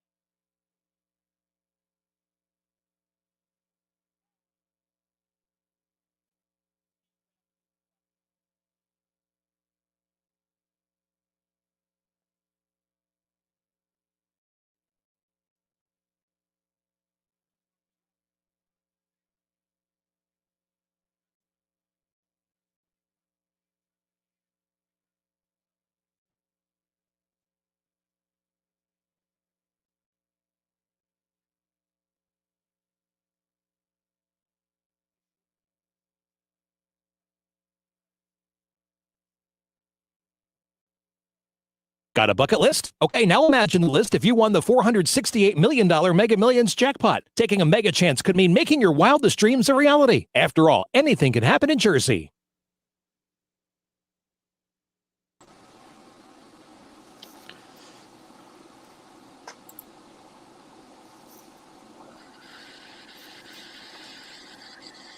All right, Sports Pass Live, 97.3 ESPN, the free mobile app. And, of course, you can watch the show at 97.3ESPN.com. I'm Mike Gill. This is the Sports Bash. Michael Kaskey-Blomain covers the 76ers and the NBA for CBS Sports. And he is back for another look at the Sixers getting ready for the playoffs now, Michael. We don't know their playoff opponent, but we'll start with that. Of the four teams that are their possible playoff opponents, which team is the worst matchup for them? If I'm the Sixers, Mike, I want to avoid the Wizards. I think the Wizards are the four best teams out of all those teams playing in the Eastern Conference play-in. They've gone, 10-5 over their past 15 games. They've been playing really better basketball since the All-Star break. Russell Westbrook is fully healthy. Bradley Beal's still dealing with a hamstring injury, but he's out there and he's playing. And to me, they would not necessarily give the Sixers a hard time, but I think that would be the toughest series for them in terms of, guys to go against. And I think, if you're the Sixers, you'd rather have, an opponent in the first round like the Celtics are banged up, the Pacers are banged up. The Hornets don't have a lot of experience when it comes to postseason play. So to me, I'd want to avoid the Wizards for sure. All right, yeah. Now, of the four teams, who do the Sixers match up the best with? That's a tough one. Probably the Hornets, I would say. I don't think the Hornets have really anybody that could come close, obviously, to defending Joel, which would be the issue for really any of these teams. But, the lack of experience on the Hornets roster, they're, really exciting and fun to watch. But between, LaMelo Ball, Miles Bridges, P.J. Washington, none of those guys really have been in the playoffs before. And we've seen, obviously, P.J. Washington can't guard Joel. Biyombo can't guard Joel Zeller. So, I think he would be able to have a field day, and, the rest of the team just wouldn't really be able to match up. All right. So, of the four teams, in your mind, Michael, who's the most likely opponent? How do you see the play-in tournament kind of going? Tonight you got Wizards and the Celtics. The winner of that game would play Brooklyn, and then the loser would have to play the winner of the other game. So, who's the 7 and who's the 8? That's tough, Mike. I think we'll probably end up seeing the Celtics and the Wizards get in. I think the Wizards will end up winning tonight to move into that 7 spot to play the Nets in the first round, like you just said. And then I could see the Celtics ultimately beating whoever they have to play in that second matchup to move into the 8 spot. So it would be a Philadelphia versus Boston rematch from last year is how you kind of see this thing going? Yeah, I think that's the most likely scenario. All right, so let me ask you this then. Boston, who last year swept you out, I think a lot of people are looking at this team. They don't have Smart. This team has really struggled. What would a matchup of Boston and Philadelphia? Is this a series that the Sixers should get through easily, or do you think this is kind of a long, Brad Stevens draws this thing out, he comes up with a plan for Ben Simmons and gives the Sixers some problems? I just don't think the Celtics have the personnel this year, Mike. I know people love to toot Brad Stevens' horn for his ability as a coach and things like that, but you can only really go as far as your talent in the NBA. They're obviously missing Jaylen Brown. So much of the responsibility on the offensive end is going to fall on Jason Tatum's shoulders, and the Sixers have, a multitude of guys that they could throw at him, whether it's Ben, Matisse, Danny, all of those guys could alternate on Tatum. And outside of him, I just don't think that the Celtics have enough firepower to match up with the Sixers really on either end. They don't have anyone that can obviously slow Joel. Tice is gone. Obviously, Al Horford's been long gone. So, the days where they had kind of the kryptonite for the Sixers, I think are kind of past. And to me, it's a situation where, Tatum and Kemba Walker could probably sneak a game, maybe even 2 from the Sixers. But at the end of the day, I don't think that series should go more than 5, maybe 6 games at most. Michael Kaskey-Blomain, NBA writer, CBS Sports, at the real Mike KB on Twitter. Let me. How do you see a possible Nets-Wizards series going? That's a series. It's kind of the reverse of what I was saying in terms of the Sixers having to play the Wizards. That's a team you want to avoid. If you're the Sixers, I think the best case scenario is that you get a Nets-Wizards series in the first round because, like I said, I do think the Wizards are the best out of those 4 play-in teams. I think they're a team that could give, anyone that they play in the first round, they could make it a difficult series, potentially take a game or 2. And then when you factor in the, kind of the storylines in that series, which would obviously be Russell Westbrook going up against Kevin Durant, the history there, Westbrook going up against one of the, his old buddy and former teammate in James Harden. There's just no shortage of storylines there. And again, I do think the Nets would come away with that series, but I think the Wizards would, make it tough on them. And I think if you're the Nets, that's not really how you want to start off your playoff run when you've been banged up. You've had guys in and out of the lineup. I think you'd rather have a series that's, a little bit easier for you. So if you're the Sixers fans, I think the best case scenario would be, that the Wizards go into that first round and play the Nets and make things tough for them. Yeah, I think that would be a fun series. You get Westbrook against Durant. They've had their little beef going back and forth. Sure. You got Beal trying to score with Harden. I just don't know who's going to match with Kyrie. That would be the problem, is they don't have a third guy, but they have 2 guys every bit as willing and able to go mano-a-mano. I'm not saying that Westbrook and Durant are going to cover each other, but if Durant's going scoring buckets, Westbrook's going to want to answer them. Yeah, absolutely. And that's why I think that could be, an extremely exciting series. And on any given night, as long as Bradley Beal's healthy, he's capable of dropping 50. We've all seen what Westbrook has done. He can turn the game, with his ability scoring, passing, rebounding, making plays for everyone. And, if those guys get hot at the right time, they could run off a game or 2 against anyone. Michael, how significant is it in your mind, and how much does it change your outlook for the Sixers that they don't have to play Brooklyn, Milwaukee, or Miami until the Eastern Conference Finals, and they're only going to have to play one of those 3 teams in this entire playoff run? Yeah, I think it's huge, Mike. I don't even think you can really overstate how important that is for this Sixers team that has, expectations, that's dealt with playoff disappointments in the past few years. I think to have, and obviously you can't overlook any of these teams. The Sixers can't go into the playoffs, looking ahead to the conference finals. That's not what I'm saying at all. But just to have a path that's laid out for you like that, is pretty much as easy as it could have been, the way things shaken out. I think it's huge. It'll give them an opportunity to, get themselves going in the first couple rounds, develop that playoff chemistry with the rotations and the way things are going. And then, hopefully you're clicking and you're at full strength and you're able to get through those first 2 rounds. And at that point, these other teams that are, the best teams in the conference, the Nets, the Bucks, and the Heat, have already beaten up on each other. They've already eliminated, each other in the first couple of rounds, and you're facing just one of those last teams. And at that point, if the Sixers are feeling good about themselves and they get their confidence high, you would have to think they have a great chance. Michael, how do you because this comes up all the time. Teams are going to defend Ben Simmons differently. Once through the playoffs, the whole game's different. How are teams going to defend the Sixers differently in the playoffs? And specifically, are they going to defend Ben Simmons differently than they did in the regular season? And how can they do that? Yeah, I think maybe slightly, Mike. I think a lot more, there'll be a lot more doubles and attention on Joel. There was a lot of soft doubling and traps and things on him during the regular season. I think in a postseason series, a team is going to try really hard to take away the outlet pass and potentially not even let him get the touches in the post that he got in the regular season that, he was able to become comfortable with. As we've seen in the past, I think a lot of that, the doubling will probably come from Ben's guy and things like that. I think it'll be really interesting. Obviously, this is the first postseason that the Sixers will have Doc Rivers, calling the shots from the sideline.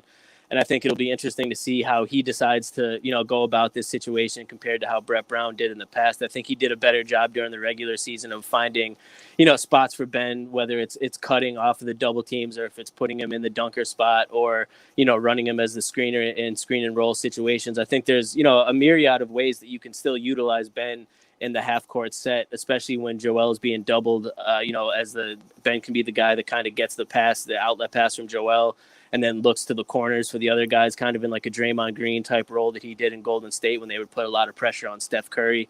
So things like that, to me, that's a great question. It's probably one of the main things, obviously, that I'll be looking for in this first series. Whoever they end up playing is just going to be, what Doc draws up to, when Joel inevitably faces the double and potentially even triple teams in these series, how he uses Ben and the rest of the guys to space the floor, around Joel. Well, it seems like that if I'm a coach of another team, aren't I trying to figure out ways to make the Sixers secondary players, hey, I'll let Danny Green and Seth Curry get open looks and see if they can beat me in the playoffs. Like, is that a good scenario or a bad scenario? Like, I'm doubling Joel so that he doesn't beat me. Let these other guys shoot it up. Or I'm going to sag off of Ben so that, he can't kick it out to the shot makers on this team. Yeah, but I think the thing is this year, the roster is built better for situations like that. I think George Hill will come in real handy in situations like that in terms of another guy that you can put in to initiate offense and knock down shots. Obviously, the shooting around Ben and Joel this year is, infinitely better when you're just talking about Seth and Danny compared to, obviously, Al Horford and Josh Richardson last season. So it's a situation where in the past, that was the main thing you would, say, I'm going to try to take the ball out of Joel's hands, sag off Ben, try to make some of these other guys beat us. But at this point, you have guys that, Danny Green's proven his ability to beat teams in the playoffs by hitting open shots. He has 3 rings to show for it. Seth Curry obviously has also shown that he's a guy that you can't sag off. So I think that's definitely going to be an approach that teams try. And at that point, it's going to be up for, to the Sixers players to knock down those shots. But I think this year, the roster's built better to handle that than it has been in years past, for sure. MKB's with me. CBS Sports covers the NBA. Can teams sag off of Ben like they used to? Can they put that wall up and say, hey, go ahead and shoot it? And, of course, he's not going to. But because of the roster configuration, are they more equipped to handle that? Yeah, absolutely, Mike. That's kind of what I was getting at. I think the teams will definitely try that. There's no doubt that that's what we'll see. That's what's worked in the past. Ben still hasn't added that shot to his repertoire, consistently. So that's definitely what it's going to come down to. But I do think that, like I said, I think Doc has found better ways to utilize Ben even in those situations, whether he has him, slash into the hoop off of, Joel doubles, or if he's putting the ball in his hands, someone else's hands, and letting Ben operate as a screener. And I think it's just going to be kind of hard if you give him that space. Ben's gotten better, I think, at taking the space that's given and driving into the paint and making the defense collapse. And at that point, like we were just saying, there's, much better shooting surrounding those guys this year. So I think that's what teams will try to do. But, I think the Sixers are better equipped to handle it this year. 2-point game. You need a bucket late. You double Joel. Who gets that? Who gets the look? I think it's got to be. I mean, obviously, it will depend on the situation. But the first thing that comes to my mind, Mike, is obviously Tobias. I think he's developed that reputation over the course of this year as he's been, the secondary closer. And like you said, it's tough for a big guy to be the go-to guy for a team down the stretch because, as opposed to a guard, they can bring the ball up, get it on the perimeter. Joel needs someone to deliver him that ball down in the post. And if they're fronting him and having a defender behind him, it's going to be really tough to get that ball into him. And at that point, we've seen time and again, I think back to the Lakers game at home earlier in the season, other times where Tobias at that point became the guy where he put his back to the basket, got a defender on his hip and hit those turnaround shots. So I think Tobias is going to be that secondary option if Joel's, taken out of the game. Right. And I mean, I guess that's the thing is, can Tobias Harris, has he graduated from B-level player to an A-level player? I mean, that's really what it comes down to. Late in the game, if you need a bucket, who gets it for you? If it can't be Joel, it's not going to be Ben. It's got to be Tobias Harris. He's got to have to be the guy that gets that big bucket. And the question is Tobias Harris that player? We're about to find out. I can tell you that much. Yeah, I was just going to say, I think this is going to be a huge postseason for Tobias for exactly that reason. I think he graduated into that player during the regular season, but as you and I both know, Mike, that reputations and stuff in the NBA are made in the postseason, and defenses are going to be keying in on him, and it's going to be up to Tobias to show that he is that guy. What do you do? Michael Kaskey-Blomain's with us. CBS Sports covers the NBA at the Real Mike KB on Twitter. What are you doing with Tyrese Maxey's minutes? I'm throwing him in there as a change of pace guard when the opportunity presents itself, Mike. I don't think he's going to be a guy that's going to get consistent minutes. I think George Hill is going to be that first guard off the bench, and I think Shake Milton is going to be the second guard off the bench based on just the way things have shaked out. But I do think that there'll be situations, whether it's, due to foul trouble, whether it's due to just the offense having a little bit trouble getting some offense. And I do think there'll be times where you kind of sneak Maxey in there for a few minutes. And we've seen that he's able, almost like instant offense, you put him in, he can do things that other guards on this team can't do. So to me, he's almost just like the wild card, if you will, for this team, that I think there's not going to be consistent minutes for him, but there'll definitely be maybe a game or two where afterwards we're talking about how, wow, like Tyrese really came in that game and gave the Sixers a big boost. Doc has said, Michael, that he will play 11. I don't think any of us believe that, but how many guys are going to be getting regular playoff minutes? I believe him in as much as I think 11 guys will play over the course of the postseason. I don't think necessarily 11 guys will play in each game. I think a lot of it will obviously be dependent on, matchups. One particular matchup, they might need more defense, and then obviously they lean into Matisse. Maybe they need more spacing in another matchup, and then you go with, Furkan, something like that. But I do think they'll go 10 deep on a nightly basis, Mike. Obviously, George Hill's going to get his minutes. Dwight's going to come in and play. I think Shake is a guy that's definitely going to see at least some minutes on a nightly basis. And then, a couple forwards. So to me, I think you'll see 9 or 10 guys, but obviously with the starters playing, increased minutes compared to the regular season. All right. Michael Kaskey-Blomain. Michael, if the Sixers don't get out of the second round, how disappointing would that be? Very disappointing, Mike, especially like we were talking about earlier, the way the bracket really shaped up for them well. They worked this whole season to get that number 1 seed, and it's not a situation like in the West where you get the number 1 seed and you could end up having to play the Lakers or Steph Curry in the first round. The Sixers got this 1 seed, and they're looking at 4 teams that are just, quite frankly, not as good as they are. And it's the same situation in the second round when they play the winner that would play the winner of the Knicks and the Hawks. Both exciting young teams, neither of them as good as the Sixers. So to me, anything short of at least an Eastern Conference Finals appearance this season would be a very big disappointment. Who is the 7 and the 8 in the West? I think it's going to end up being, I do think the Lakers will end up getting that 7 spot. And then I think the Warriors will probably end up still sneaking into the 8 spot. I think they'll lose to the Lakers, but then end up beating the winner of that Grizzlies Spurs game. You imagine being Utah and or Phoenix and having to face, you have 50 wins. You're the 1 seed. You might face the Lakers as the 8 or the 7. That's just. Yeah, that's brutal. Awful. All right. Yeah. Much different path in the West. Utah's path is brutal. If the Lakers are the 8, they would have to possibly beat the Lakers and the Clippers just to get to the Western Conference Finals. Right, and that's what I was saying in terms of the Sixers. It's just, the way things shook out for the Sixers, it's so much easier. It's a clear path right to that conference finals, and it's, not a situation where they're going to have to play a future Hall of Famer in the first round like LeBron or Steph.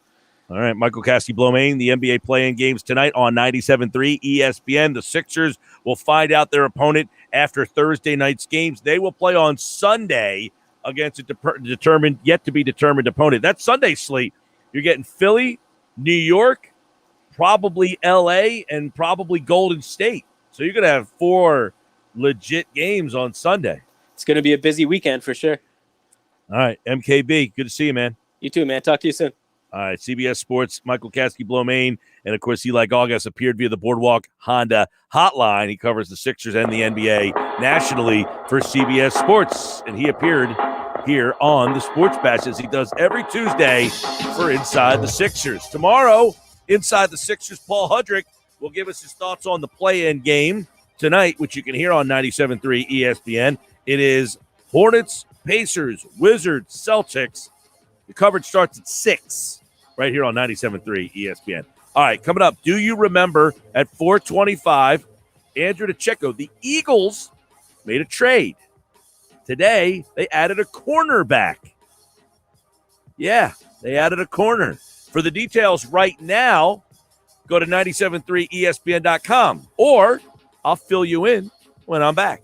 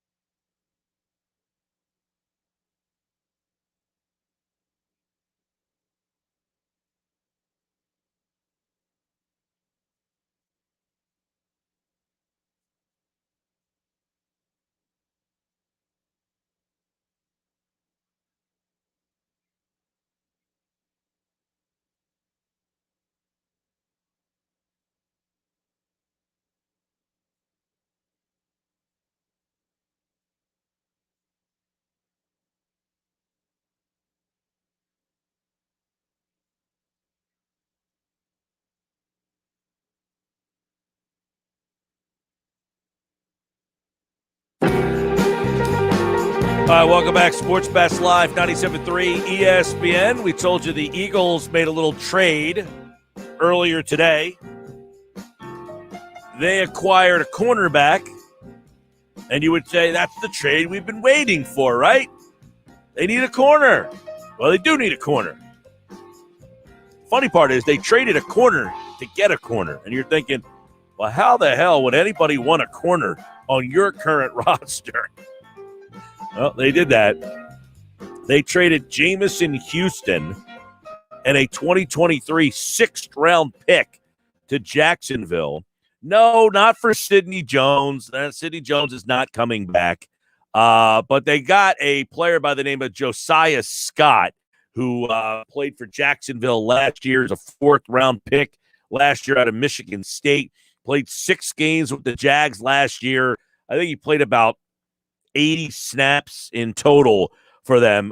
More of a slot guy, so I don't really understand the trade. The only thing I can gather from this that I saw on Twitter today is that Scott has 3 brothers, and they all played for Mount Union, which is where Nick Sirianni went. So maybe he knew the brother or knew the family or something. But Josiah Scott, I would think he is more in play to be a nickelback for this team. And I guess the only thing I can come up with is if they can't get a corner, you play Avonte Maddox on the outside, and then Josiah Scott is your slot corner. Because he's a guy that could play a little bit. 4th-round pick a couple of years ago, last year. So he's a guy that, Jacksonville took, played him a little bit, could play in the slot, no doubt, but not an outside guy. But I guess the Eagles are looking at this like, hey, if we can't get an outside corner, we've got to do something. And I'm imagining, of course, they gave up a draft pick and a player to get Josiah Scott, which means they value him as a better player than anybody else on the current roster. And I would too. Right now, when you look at the Eagles corner situation, and I have my 53-man roster predictions up at 973ESPN.com. I posted that earlier today. So go check that out. And the Eagles made another move today I'll get into in a second. But here are the corners that are currently on the Philadelphia Eagles roster. You've got Darius Slay, who's obviously a starter. And we'll talk to Andrew DiCecco about this at 4 o'clock. But you've got Slay, Avonte Maddox, Craig James, Josiah Scott, Zeke McPherson, Michael Jacquet, Kevon Seymour, Lavert Hill. They signed the kid the other day, Nate Meters. Graylin Arnold, I think, is still hanging around this team. So that's not a lot of talent. It's not a lot of depth. And in my 53-man roster predictions over at 973ESPN.com, I have in the secondary. Now, keep in mind, these are safeties and corners combined. I've got 11 making the team, and they're not all that impressive. I've got Slay, Maddox, James McPherson, Josiah Scott. Those 5 corners. And then I've got Anthony Harris, Rodney McLeod, Andrew Adams, who they signed in free agency, who's more of a special teamers. Marcus Epps is another special teams guy. Jacoby Stevens, who they drafted this year, is a safety. And then Kayvon Wallace, who they drafted last year in the 4th round out of Clemson. So this is a spot that will likely change. It better change between now and the start of the season with the team in desperate need of a number 2 corner. Right now, Maddox is the incumbent at that spot, and he struggled on the outside in 2020. He's much better suited in the slot. Now, the team invested a 4th-round pick on McPherson, and now they've added a 4th-round pick in Josiah Scott today. But come on, they cannot go into the season thinking that Avonte Maddox and Josiah Scott can handle being the 2 corners on this team. Check out my full 53-man roster predictions over at 97.3 ESPN.com. We'll talk about them a little bit later on in the show. I'll break them out for you. But Josiah Scott, and they also brought in offensive tackle Casey Tucker, who was in the rookie mini camp last year. You might remember him from that. He was an undrafted free agent in 2019, and then he's been around. He's been with the Lions and the Colts. I mean, if he makes the 53-man roster, he would kind of be that swing tackle type of player, but I don't imagine Casey. The Eagles have an interesting situation with the offensive line position because of Landon Dickerson can play all 5 spots on the line. So does that mean you don't have to keep an extra lineman around because Dickerson can play 5 positions on the offensive line? Now, keep in mind, he can't play them all at the same time. So I would imagine that they're going to pencil him in. I would think Dickerson. Now, this is if he's healthy, because obviously he has to come back from that ACL injury. But I would imagine that on game days that you would have your 5 starting offensive linemen. Dickerson is your reserve center and can also play guard. And then you would have Jack Driscoll as your backup tackle who can also play some guard. And then I guess Nate Herbig would be the other guy who plays guard. Other than that, I mean, you got Andre Dillard too, because Dillard plays tackle. Did I include Dillard as making the team? I don't even remember putting him in. Yes, I did. I got Lane Johnson, Brandon Brooks, Jordan Mailata, Isaac Seumalo, Jason Kelsey as your 5, Dillard, Herbig, Dickerson, and Driscoll. So I went with 9. I think most teams will keep 10. I think the Eagles can go with 9 because Dickerson plays multiple positions. And so does Driscoll, by the way. Driscoll plays guard and tackle. Dillard's kind of one-dimensional. He only really plays tackle, and he only really plays left tackle. I mean, Seumalo can play center and guard. Mailata can play both tackle spots. Brandon Brooks is kind of penciled in at right guard. Lane Johnson, obviously, at tackle. Jason Kelsey at center. Herbig, kind of a guard, interior lineman, if you will. So I've got, and you can look at the full list of guys. We'll go over it in a little bit. We'll talk to Andrew about it coming up. But the 2 quarterbacks, 4 running backs, that's interesting. That was an interesting little I had to do some hoops to try to keep a receiver off the team because I only have 6 receivers making the team. 3 tight end. They don't even really have 3 tight end on the roster. I had to basically sign one for them. So I've got the 2 quarterbacks, 4 running backs, 6 receivers, 3 tight ends, 9 offensive linemen, 10 defensive linemen, 5 linebackers, 11 defensive backs, and then 3 special teamers. Elliot, I don't even know who the punter currently is. They have a kid named Aaron Sipos who's in their camp right now. That's all I can tell you. He was the only rostered punter that they had, but he's a rookie, undrafted free agent, but they let Cam Johnson go because of salary situations. And then Rick Lovato is the long snapper. So those 3 guys are going to make the team. And then after that, you got to start chipping away. So the one spot, 11 defensive backs I went with, and only 9 offensive linemen. 10 defensive linemen. I think that one could be altered. All right, when we come back, football at 4 here on the Sports Bash, live on 97.3 ESPN, the free mobile app. And don't forget, watch the show live on Facebook and YouTube.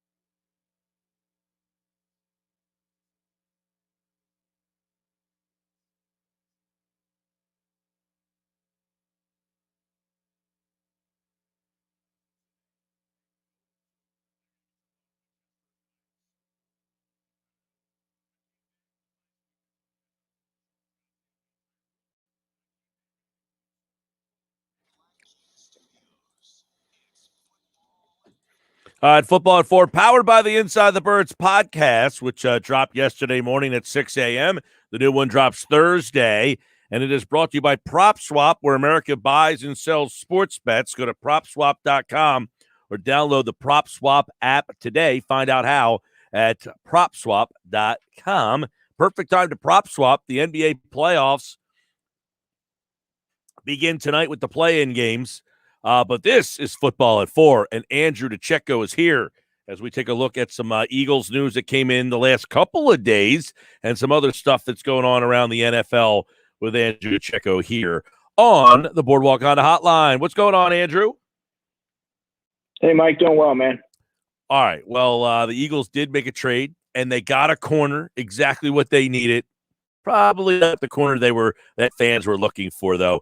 Josiah Scott's a guy who was a 4th-round pick last year out of Michigan State. And I said to the people, if anybody knows something about Josiah Scott, it's probably Andrew DiCecco. You probably had him scouted well coming out of Michigan State last year. Yeah, small corner, 5'9", 185, short arms, really built for the slot, which is where he's going to have to play with the Eagles, and he could give Avonte Maddox a run for his money there. It wouldn't surprise me if he came away with that job. Not afraid to stick his nose in there and make a tackle. He's very, very scrappy. He's always around the ball. Only played about 80 snaps last season over 6 games for the Jags. So, yeah, I don't know. I mean, it can't really hurt to bring competition into camp. Nick Sirianni's preached competition, and by all accounts, he's really started to live up to that, and he'll contend for one of those slot jobs, and it maybe moves or cements Zach McPherson to the outside, whereas I think that Josiah might contend more with Maddox and some of those guys in the slot. Yeah, he's definitely a small you take a look, they traded Jamison Houston away, who was a similar type of guy, a little bit bigger, though, than Scott was, but he was a 4th-round pick, and a lot of times you see a guy, drafted in the 4th round. Jacksonville, had a different regime there, so they end up making a trade here. But as you mentioned, you would imagine that Scott kind of battles with Maddox for that slot role. I mean, are those comparable? Both drafted 4th round. I think Maddox was a 4th-round guy, but would you say Scott and Maddox are comparable type of players? I think Maddox is a little bit more. He's a little bit more compact. I think Maddox has the versatility to play safety, which is kind of what I've said over the last couple of months, that I wasn't sure how married the Eagles were to pigeonholing him into the slot. I view him, and I'm sure the Eagles view him, as more of a positionless type player. You can move around the secondary, and I think that he has value there. Whereas I think that they, as you saw them sniff around the early part of free agency to look for a veteran slot corner. I mean, why do that if you have a young cost-effective option like Avonte Maddox? I think that Scott's going to have more of an opportunity than some think, and when the Eagles really gave up very little to bring him in, so it can't really hurt. Obviously, he got Scott, was a little bit buried on the depth chart in Jacksonville and played very little, so there's not a lot known about him at the pro level. Right. But he does have the tools to be one of those match and mirror type corners in the slot. Yeah, and I guess that's, when you make this kind of trade, and I know it seems like a minor deal, but is this a guy that you make this trade, he makes the roster? In other words, is it just, hey, let's just make a trade and see if he makes it, or do they make a trade because they've targeted a player that they like, and he's a guy that you would anticipate making the roster? Well, that's far from a certainty. Let's not forget that Jamison Houston was probably going to be among the first wave of cuts, I would have to think, given the number of guys that are in front of him. He was a little bit further down the depth chart, and they parted with a 6th-round pick additionally. So, I mean, I think given the lack of bodies, of able-bodied players at the position, I think that he's going to have a better than average chance. He also hasn't proven a lot at the NFL level. So before anyone gets overexcited about the addition, I think that he's going to have to compete for a spot just like anybody else. And like I said, he doesn't have the NFL. He's not an established NFL player. So it has yet to be seen whether or not he has the skills and the traits to hold up, as you and said, withstand the rigors at the professional level. As you tweeted, Andrew, random, but only the Philadelphia Eagles fan base would talk 10 minutes about the possibly fourth corner because they care that much, and they still need a corner. Bringing in Josiah Scott does not help their corner. I guess one question would be is, do you bring in a guy like Scott in the event that you can't land a corner and then Avonte Maddox goes back to the outside? Is that a scenario, or do you think there's no way they go back with Avonte Maddox on the outside? Well, that line of thinking would be dangerous because, like I said, we're talking about a player in Josiah Scott that hasn't played more than 80 snaps, in his career, which is last season. He played only 6 games. So if you're banking on him winning that slot job and throwing Maddox back on the outside, should you not be able to acquire enough at the corner, I mean, that's a recipe for disaster and the Eagles' part. So I don't necessarily think that. I think it's more so that now, there's chatter of whether or not Zach McPherson was an outside or an inside corner. He has the versatility to do both. But now I think that, instead of him having to learn 2 different positions as a rookie and overload him in that regard, I think now you can put him to the outside. Hey, focus on this area here. We have a couple of guys here that can learn the slot position. We might eventually cross train you, but we don't want to overload you. I mean, that's kind of like the line of thinking that I came away with. All right, Andrew DiCecco, Football at 4. You got obviously Darius Slay. He's out there. Then there's Avonte Maddox, Craig James, Josiah Scott, McPherson, Michael Jacquet, Kevon Seymour, Lavert Hill, Graylin Arnold, and Nate Meters. I mean, none of those guys are really pushing the pile, right? Well, none of those guys really move the needle besides Darius Slay, to be honest with you. Right. I mean, you talk about, I think the one guy who was Kevon Seymour, he was like working for UPS for a couple of years when they found him. Jacquet got blasted in that game against Dallas. You remember that.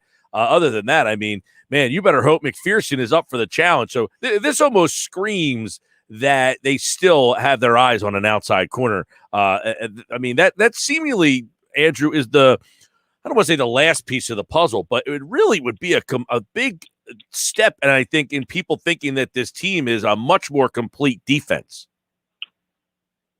Yeah, I have to assume there's a contingency plan, Mike, because looking at their cornerback group right now, like I said, outside of Darius Slay, you can make a case that they have the worst cornerback group in football. They just simply can't go into the season with those guys out there. Even if they made strides from last season, it's not going to be enough. Those guys are 4th and 5th corners at best. Special teams guys, gunners and things like that. They're not really meant to be trotted out there every single week and take on the second receiver on the other team. That's not really what they're meant to do. And a lot of those guys are fringe players and practice squad players. So I have to think that maybe you'll see a late summer trade. Like I said, perhaps maybe an Andre Dillard.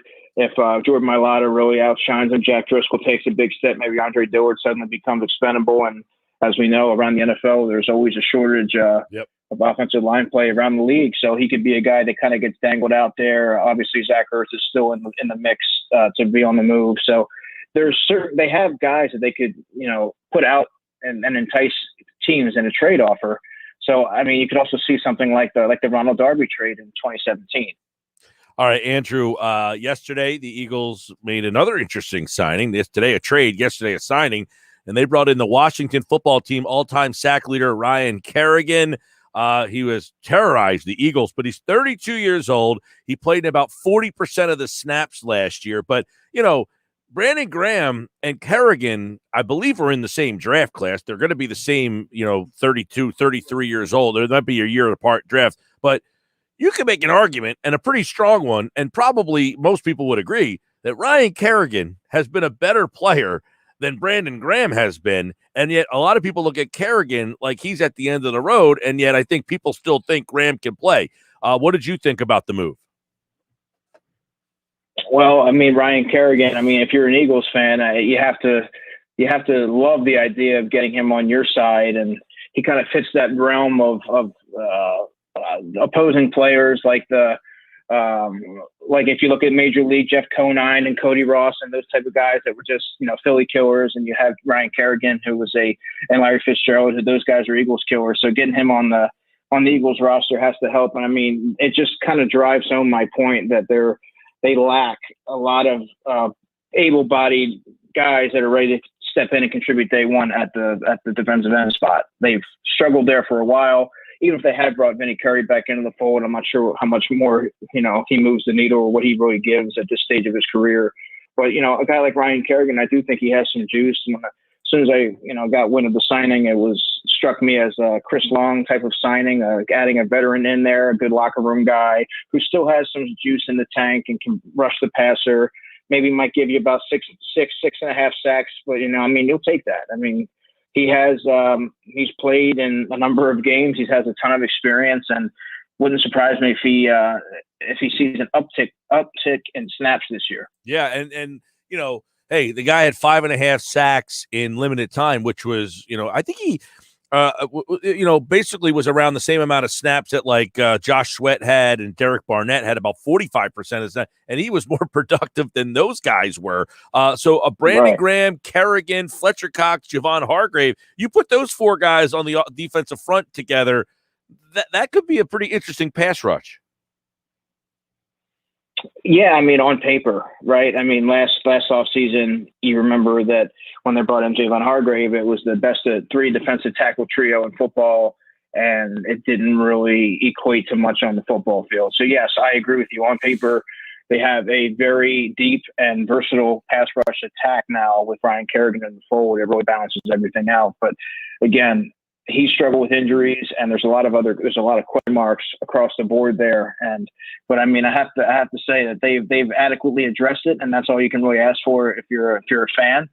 And we'll see what happens. Having a strong pass rush is a good counter if you have a weak secondary, which the Eagles do right now. So I think if you're gonna have a weak secondary, you got to load up on the pass rush, and you're starting to see that happen now. If you saw Josiah Scott lining up in your secondary, I'm sure Jonathan Gannon said, "You better get me Ryan Kerrigan and anybody else you can find," because when people forget, Andrew, that the Eagles were 3rd in the NFL in sacking the quarterback last year, and they did that without blitzing a lot. And one thing that Kerrigan, if Eagles fans know anything, is he's very good at coming off the edge and blitzing and getting to the quarterback. Lane Johnson, asked no further. He's 13.5 sacks against the Eagles.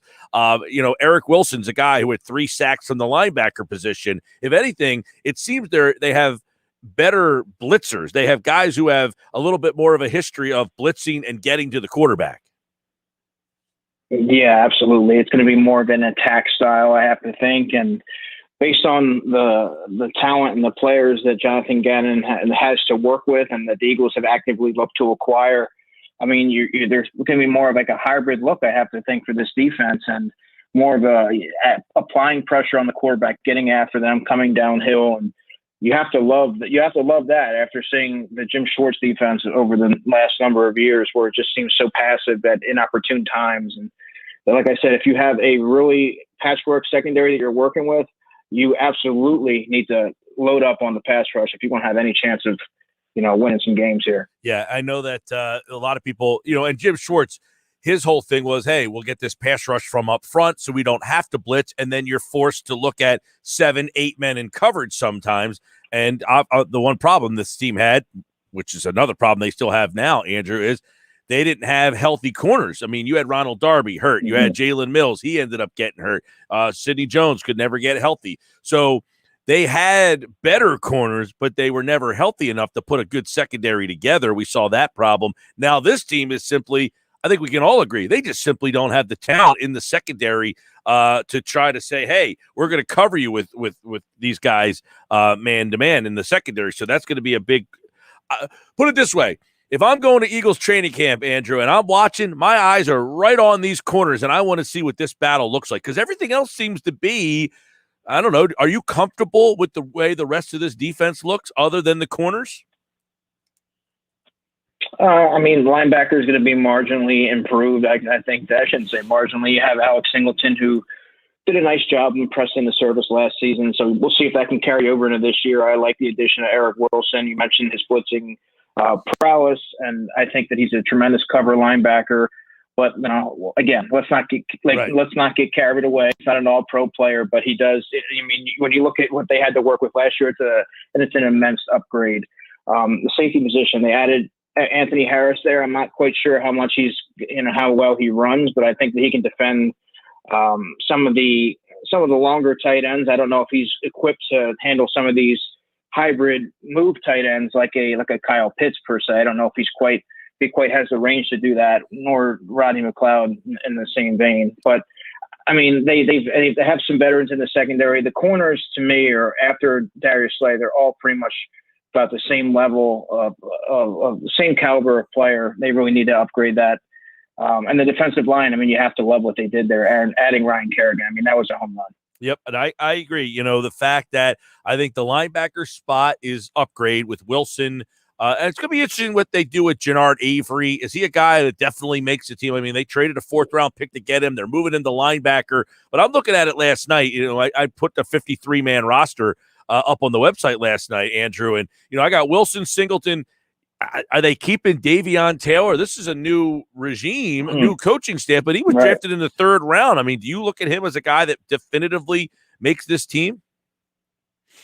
Well, in the case of Davion Taylor, yes, I would think that he has to make the team. It's year 2. He's a 3rd-round pick. He was incredibly raw last season.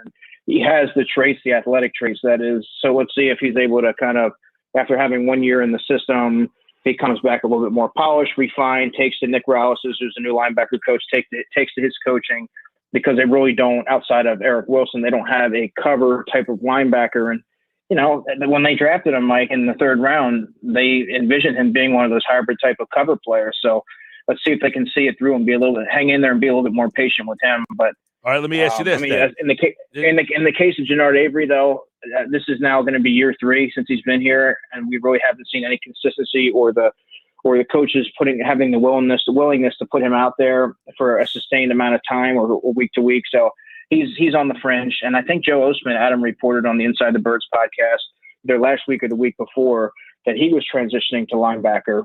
So you're going to have a lot of all of a sudden you have a lot of bodies there, sort of like a logjam. So I don't know how many they're going to keep, maybe 5, possibly 6. So we'll see. All right, yeah, that's what I was going to say, because TJ Edwards, I mean, the 5 that I have 5, and I look at Eric Wilson, Alex Singleton as definitely, and then after that, you got Davion Taylor. The only reason you have him making it is because of where he was drafted.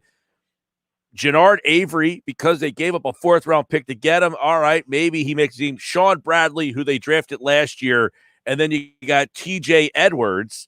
So does TJ Edwards get kind of squeezed out in this situation? You know, or no, right? So Sean Bradley, I don't think they have enough talent at that position to afford cutting someone who can play and provide competent snaps and play to relatively at an adequate level. You know what I mean? Like if you're looking at Sean Bradley and you're looking at some of these projects like Jannard Avery, who hasn't played a traditional linebacker. You got Patrick Johnson, who's going to be probably transitioning to the Sam role at the professional level. I mean, these are all projections, and I don't think you can really afford to stash those guys based on ability when you don't know if they can hold up for a full slate of games, or they haven't really been tested by some of the tested in coverage for that matter. Yeah. So I think TJ Edwards, he's not the traditional type of linebacker. He's more of an old school rundown linebacker, doesn't run particularly well. But I think that when you're looking at when you're assessing the group, he's someone that's played a lot of snaps for you. So I don't know that you can afford to cut him loose. I agree. And I agree with you there. I'm just wondering if they go with the whole, hey, we've got 3rd-round draft capital in this guy. We drafted Sean Bradley last year, and we like him. And we moved Jannard Avery here, and we traded a 4th-round pick to get him. We don't have a spot for you, TJ. Sorry, because realistically, he was an undrafted guy. But I agree with you. I think Edwards is a guy that you probably have to keep. And who's the other guy? Joe Bacci that they got. Joe Bacci, yeah. Yep, and he's another guy who's an interesting prospect, but. Again, he's up against, hey, you drafted Davion Taylor in the 3rd round and kind of what, Sean Bradley. So not that they're very good at that spot, but you have some interesting draft capital and some odd things. You have any thought that they might go to a 3-4? Moving all these moving these defensive ends to linebacker. Kerrigan's another guy who has played with his hand off the ground. Right. Yeah. I'm not 100% sold on that. I don't know that they have the personnel up front to necessarily make a full-on switch to that.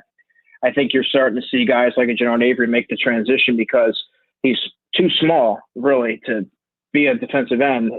He's buried on the depth chart. They invested, like you said, draft capital in him. 4th round. Give him every opportunity. Give him every opportunity to make the roster and try and see if you can, get any kind of, maximize his skill set any way possible. Same thing with Joe Osman. I think that a guy like Teron Jackson has the inside track as maybe a 5th defensive end when you're looking, Joe Osman, they never really stood a chance. So I think that having the versatility, I think if you're thinking like the Eagles, they can play defensive end, and now we're going to try my linebackers, so they have a little versatility there, maybe some special teams upside. So I don't know. We're going to see a lot of competition here, so it's nice to see that for a change. All right, there you go. A lot of stuff from Eagles camp this week as they bring in Ryan Kerrigan. They trade for Josiah Scott. They also brought Casey Tucker back. How many times has he been here? At least a half dozen. I feel like he's always like that 52nd or 53rd guy on the roster, and usually is among the first to be released. All right, and you would imagine he might be one of the first to be released again. There's a lot of competition on that offensive line. Andrew DiCecco, Football at 4, powered by the Inside the Birds podcast, and he, like all guests, appeared via the Boardwalk Honda hotline. All right, Andrew, thanks, pal. You bet, Mike. Talk to you soon. All right, more NFL and more conversation later on in the show tonight. We'll talk some NFL and some Eagles, get some insight from Rob Motti from the Associated Press. We'll talk a little Birds with us. The latest on Zach Ertz as well.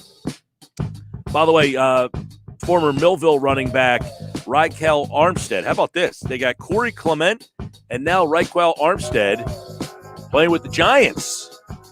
So you got a couple local guys battling in that Giants backfield. So Armstead released yesterday by Jacksonville, and he is heading to the Giants, and Corey Clement signed with the Giants over the weekend. It's the Sports Bash live on 97.3 ESPN, the free mobile app. All right, when we come back, it's another edition of Do You Remember? Stick around. The Sports Bash continues on 97.3 ESPN.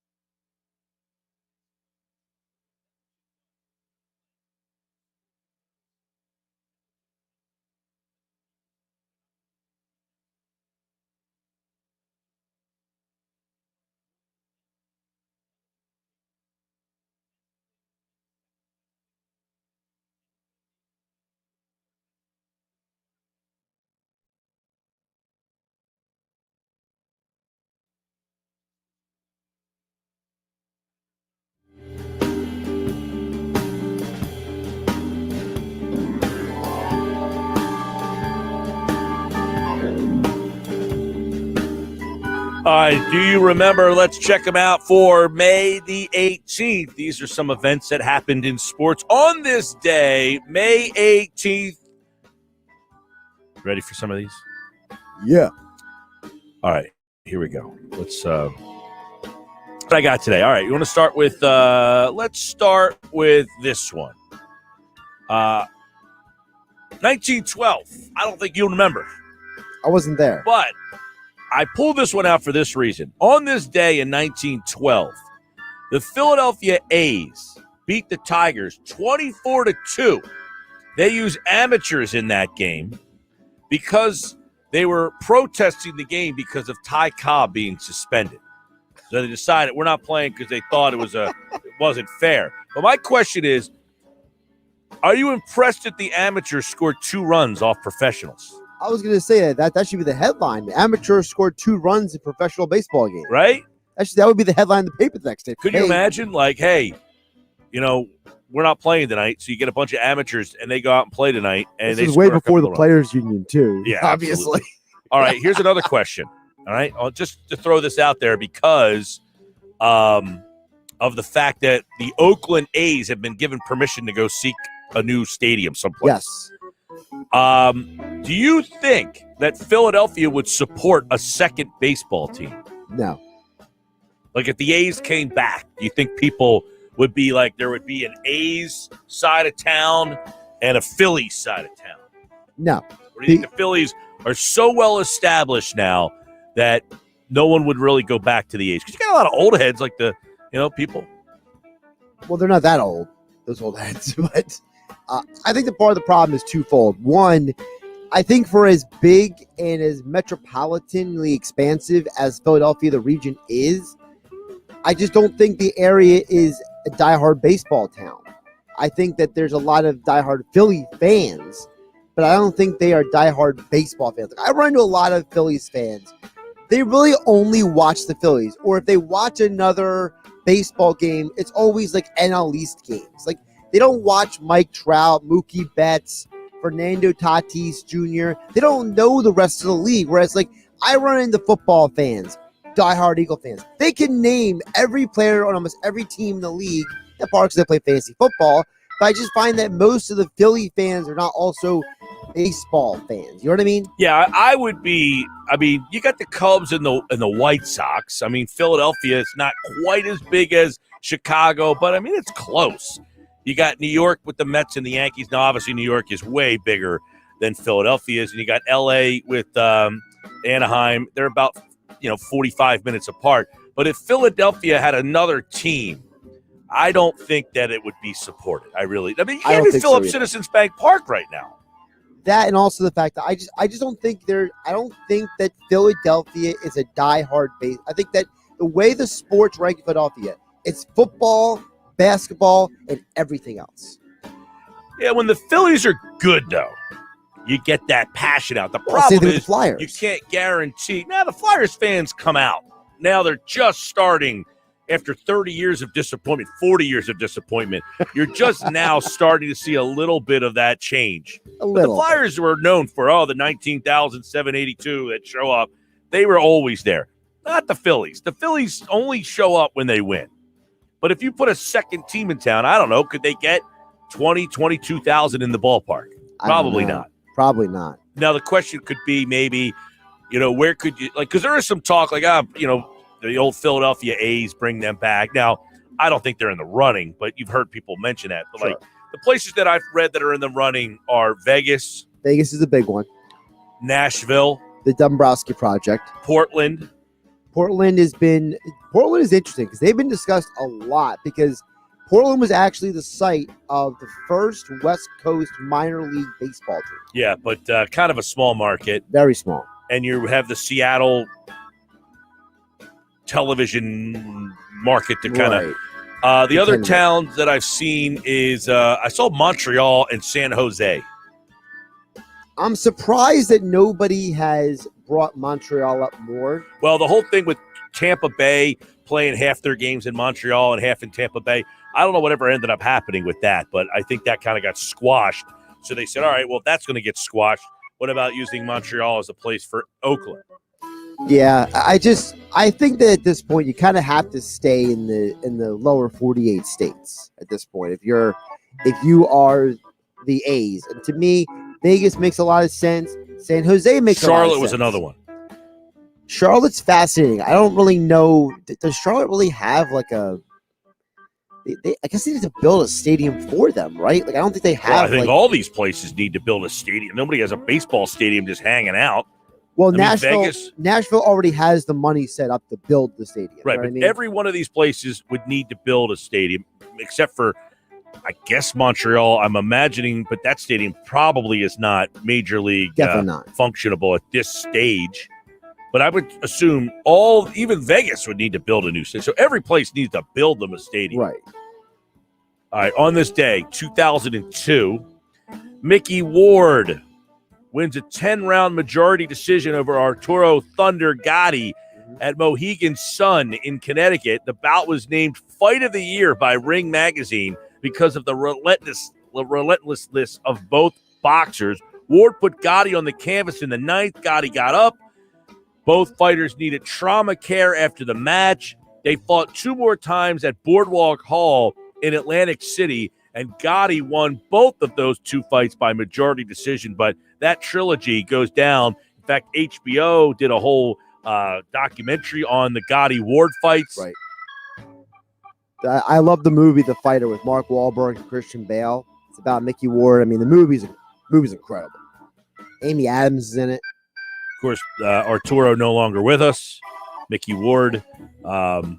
Yeah, those 2 guys. I mean, Gotti, who's in the Hall of Fame, outside of those 3 fights, I mean, he's not really known for all that much other than filling Boardwalk Hall. Like, I think if you ask most boxing people or just casual boxing fans, Gotti is known, hey, he's the guy that fought at Boardwalk Hall, but he actually had a much better career than Ward did.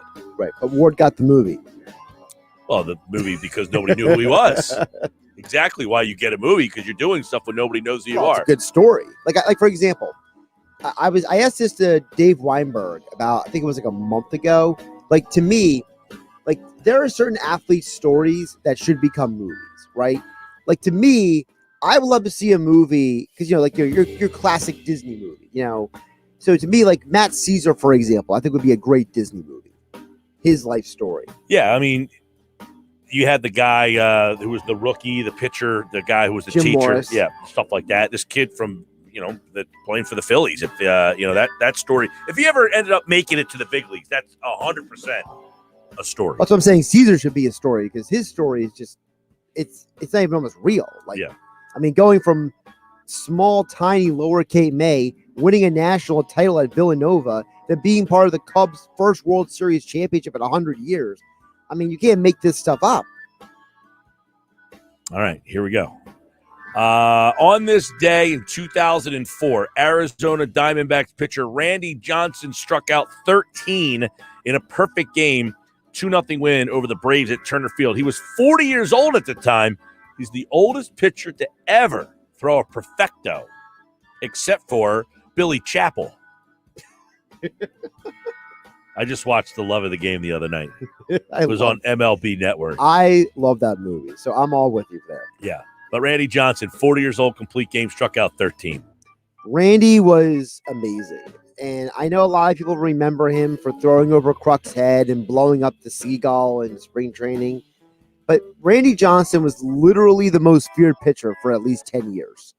Like, he was the one guy. He came up on the schedule. Guys were trying to find reasons to not play that night. Yeah, I mean, just think of a guy 6'10" who had was just coming at you from every direction, little sidearm. Smoke coming out of his hand. Back then, guys throwing 95, 96, 97, 98 was not normal. There are people, the average velocity this year from pitchers is harder than any other year in Major League Baseball history. The average fastball is 93.3 miles an hour, which actually seems low.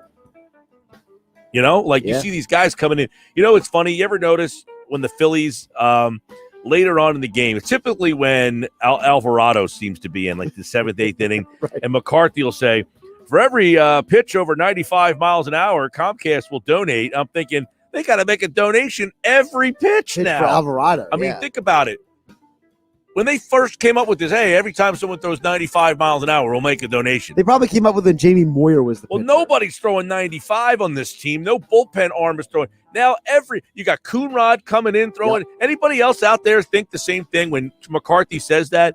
Even if they're making a $100 donation and he throws 20 pitches in an inning, it's like 100. Every time he throws it, think about this. When you're watching the Phillies game now, count. Every time a pitcher throws 95 miles an hour or faster in the Phillies game, just be like 100, 100, 100, 100. And don't forget 100. the starting pitchers, too. Zach Wheeler can get up there, too. I mean, they make the announcement later on in the game, typically. Right. He'll say, every time a pitcher throws 95 miles an hour, Comcast or Xfinity will make a They don't say how much the donation is. They never say how much the donation is. No, they don't say how much the donation is, but anybody else take notice of that. That Coonrod. I've heard it, Alvarado, Coonrod, who else? Brogdon. These guys throw 95 every pitch.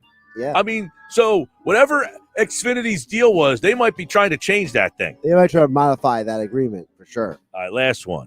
On this day, 2008, kind of stinks. The Pittsburgh Penguins beat the Flyers in the Eastern Conference Finals 4-1, and the Penguins went on to the Stanley Cup. Yeah, that was before Drew, so I can't blame him for that.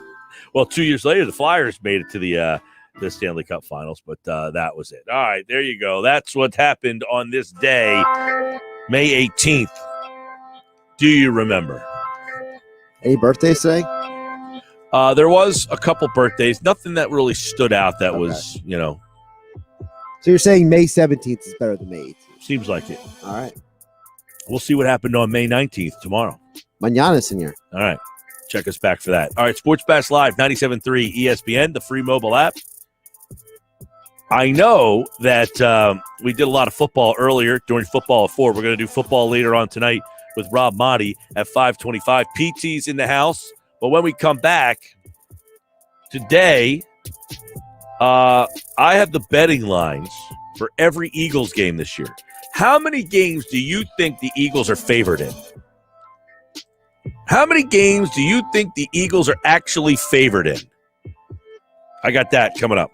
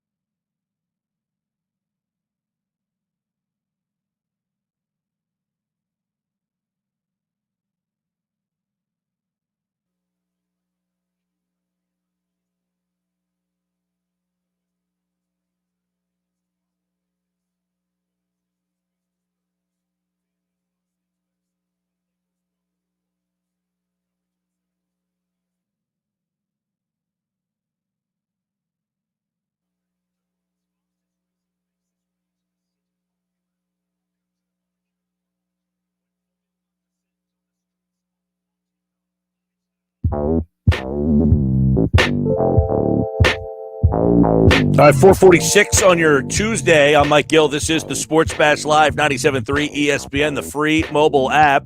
Of course, coming up at 5, it's Pete Thompson for a Tuesday with Thompson. So, how many games do you think the Eagles are favored in this year? Now, of course, you can bet on games now. That's what Prop Swap's for. This hour of the show brought to you by Prop Swap, where you can buy and sell sports bets. So you would buy a game that you can find the odds for right now. But early NFL odds have the Eagles favored to win just twice in all of 2017. If you look at the lines for these games, now keep in mind, they're on the road a lot this season against bad teams. If those games are at home, let's take a look at this. So the first game, they're a 3.5-point dog. They're on the road. I mean, that they're saying basically that the Falcons are a half a point better. You get the 3 for being at home. In week 2, the Eagles are at home, all right, and they're a 4-point underdog in that game against the 49ers. So there's a home game that you're an underdog in. You're at Dallas. They're 6.5-point underdogs against Dallas in week number 3. That's the kind of game you bet that now. You can get that line at 6.5 and then prop swap that thing once the week of the Eagles-Cowboys game comes up. Now they're at home against the Chiefs, and they're an 8-point underdog. Now you're on the road against the Panthers, 3-point underdog in that game.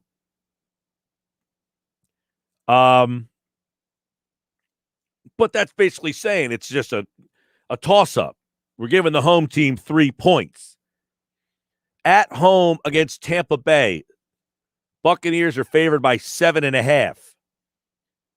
At the Raiders, 3.5.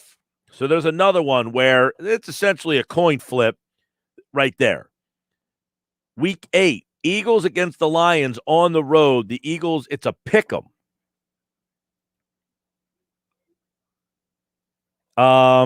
Week 9, the Chargers are 2-point favorites against Philadelphia in Philly. On the road at Denver, minus 4.5. Denver's a 4.5-point favorite in that game. The Saints at Philadelphia. The Saints are a 3.5-point favorite. So the Eagles are a home dog in every single game so far this year. Now, obviously, these are all going to be able to change, but you can bet these right now.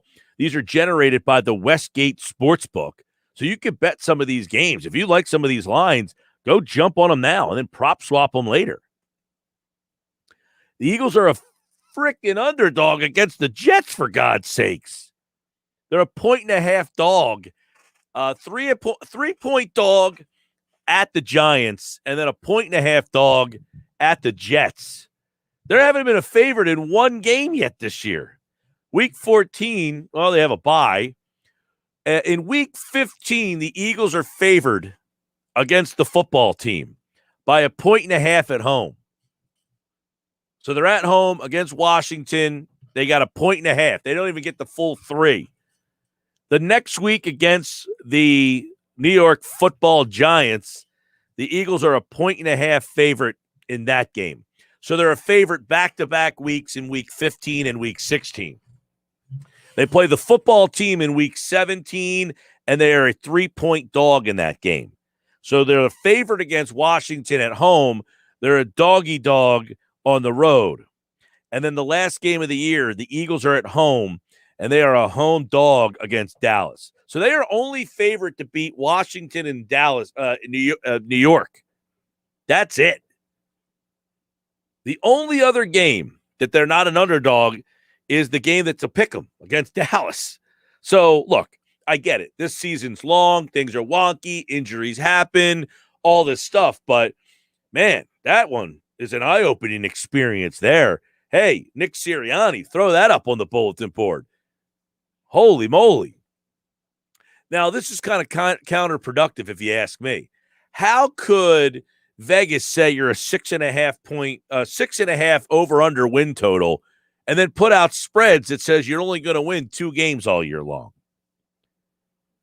So you look around the NFC, the Cowboys are favored in 10 games. The Giants are favored in 5. Washington is favored in 3. Now, a lot of people think Washington, and I've said this, I'm trying to talk to my buddy about this, and he keeps telling me that Dallas has this brutal schedule and Washington. I said, dude, the numbers don't support your argument at all, and neither does Vegas. Washington is only favored in 3 games. Dallas is favored in 10 games this year. Besides Philadelphia, Dallas had the easiest schedule in the NFL. Washington had the most difficult NFC East of the 4 teams. They had the most difficult schedule, and it wasn't particularly close. It wasn't particularly close at all. Philadelphia, the winning percentage of the team the Eagles are playing is .432. It's the worst in football. Dallas was next at .450. Washington had the most difficult by far. The winning percentage of the Washington football team schedule is .503. And Washington's favored in just 3 games this year. I don't know what people are. Washington got some easy schedule. They're favored in 3 games this year. The Colts are favored in 12. If you're trying to pay attention to the whole Carson Wentz, how many, if they make the playoffs and all that kind of stuff, because if they make the playoffs, the amount of snaps he plays goes down. So there you go. I saw this today, and this is from Westgate. They have the lines for all the games this year. And I'm like, all right, let me take a look at this. And I said, the Eagles are favored in 2 freaking games all season long. 2! 609-403-0973. Joe Show. I just saw the Eagles got Josiah. That happened about 8 hours ago, Joe. You're usually on your game, Joe Show. Let's see. Rodney Johnson says, as bad as the lines look, at least T.O. has the Eagles winning the East. Yeah, he did. The T.O. said this. I don't know if you guys heard this. We played this last night on game night with Josh. This is what T.O. said when asked who will win the NFC East. Will the Cowboys make the playoffs? They got all that firepower on offense. Why wouldn't they? I said yes. Will they win the NFC East? No. What?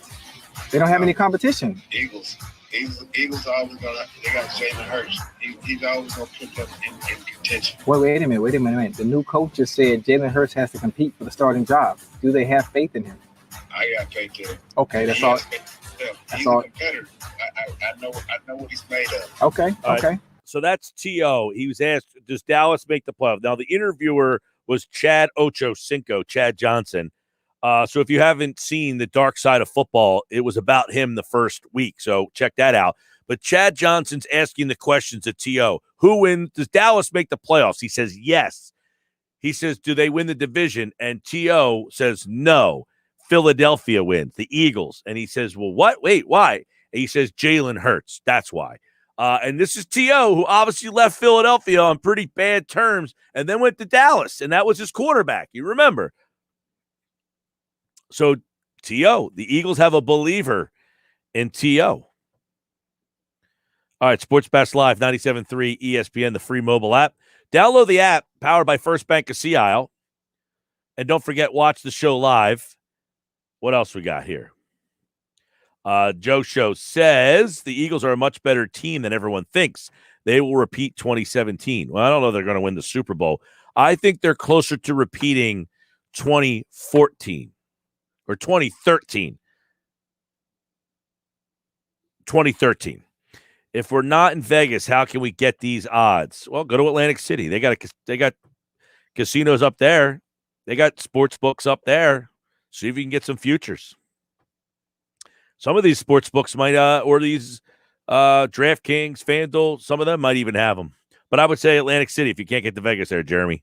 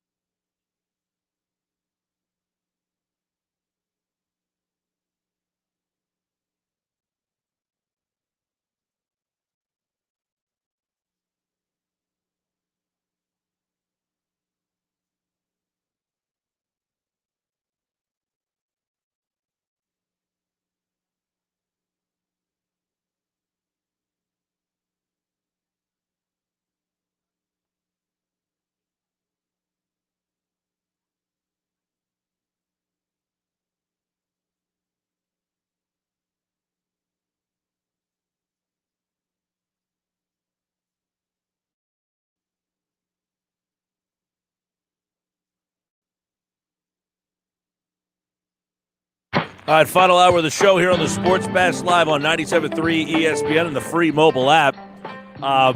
It's a Tuesday with Thompson. The Peatsies here.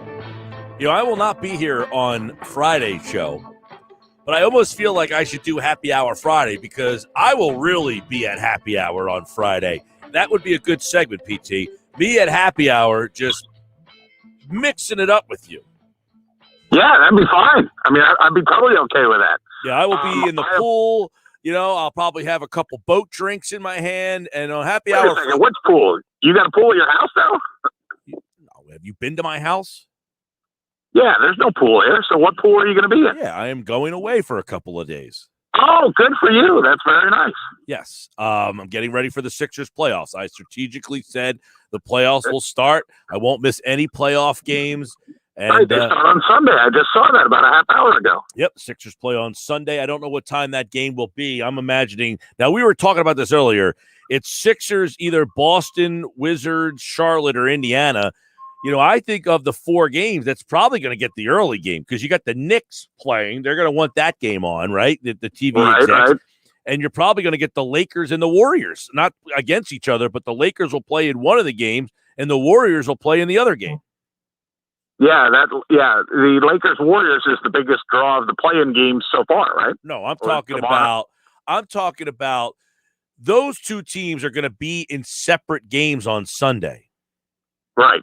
So you're probably going to get the Lakers against either Utah or Phoenix, and the Warriors would be against the other team. Gotcha. Yeah. I'm with you. So one of those games, they're going to want the Lakers on in prime time. They're going to want the Knicks on in like a good window. And they're probably going to pick – I would imagine they would pick Steph Curry and the Warriors ahead of the Sixers, right? Or do you think Sixers-Celtics has more ring to it than Golden State-Utah?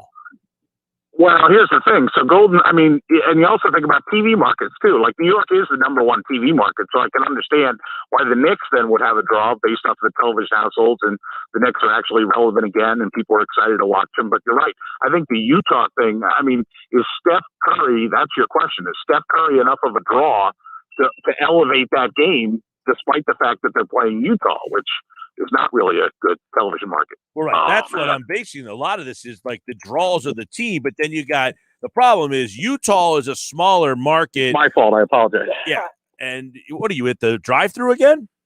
I am at a baseball game with a lot of your kids, and the Holy Spirit left fielder just tried to make it out in foul territory and dropped the ball right in front of me while I'm doing my report. All right. Well, I was doing Billy's show on Sunday. And he asked me if I would pull up the clip of you at the drive-thru. See, he doesn't know how to get to it. So, yeah. Oh, did you play it, though? Hot cakes and sausage? I couldn't find it. I didn't know where it was to find it. Oh, unfortunately, I know exactly where it is, but I'm not telling him how to do it. Well, he couldn't figure it out either. Are you kidding me? You could tell him where it is. That's He's true. not going to figure it out. Newspaper Billy does not know how to click open the sounder. Yes. The Sixers going to play on Sunday. We do not know their opponent, but let me ask you, Pete, would you prefer, I feel like this Sixers-Boston, this is almost, I don't want to compare it to Jordan, but you remember Jordan, he kept losing to the Larry Bird and the Celtics, and they kept losing to the Pistons, and Pistons, that's the one I remember the most. Right, and then he finally knocked them off, and it's like Embiid, he got knocked out by Boston, they get swept by Boston, and I feel like this would be hey, we finally got that Boston thing, and we disposed of them. Yeah, it's a vindication. They were 3-0 against Boston in the regular season, though. In fact, the only team of all the possible teams that they could match up with, the only one that they lost to, was the Pacers, and that was last week, that ugly loss. Yeah, they lose to the Pacers last week. But, the whole Boston thing, Boston has been a total mess. But those two teams, Pete, have had that parallel for a while of the Sixers tanked, the Celtics didn't need to do it, and then they ripped you off in that trade. You get Fultz, they end up getting Tatum. Tatum is this guy. Yep. They've been to the Eastern Conference Finals with Tatum, and you kind of and then they sweep you out. I feel like this would be such an interesting matchup to be all these people who thought the Celtics had done it better and that they were in such a better spot with us, and you swept us last year. Well, now we get I feel like that would be a great starting off point for the Sixers. And then, of course, they would get the Knicks or the Hawks in round number 2. You got to be the way that this path has set up for them is definitely got to be excitable. And that's why the number one seed was so important. I mean, I listened to you talk about it for 2 straight weeks, and I was on board with your logic, and I thought you were right at the time. And that is that, you don't want 2 and you don't want 3. You only want one of those 2. You only want to see Milwaukee and or Brooklyn, not both of them. And so they don't have to see both of them. And that's why it was so important for them to do what they did. Listen, I was concerned when they played the way they did against the Heat. Plus, I was concerned that there was somebody out there that could sort of physically rough them up a little bit. I didn't like to see that, rear its ugly head again. I want the Sixers team to come out and be the aggressor, not the one that's getting beat up on.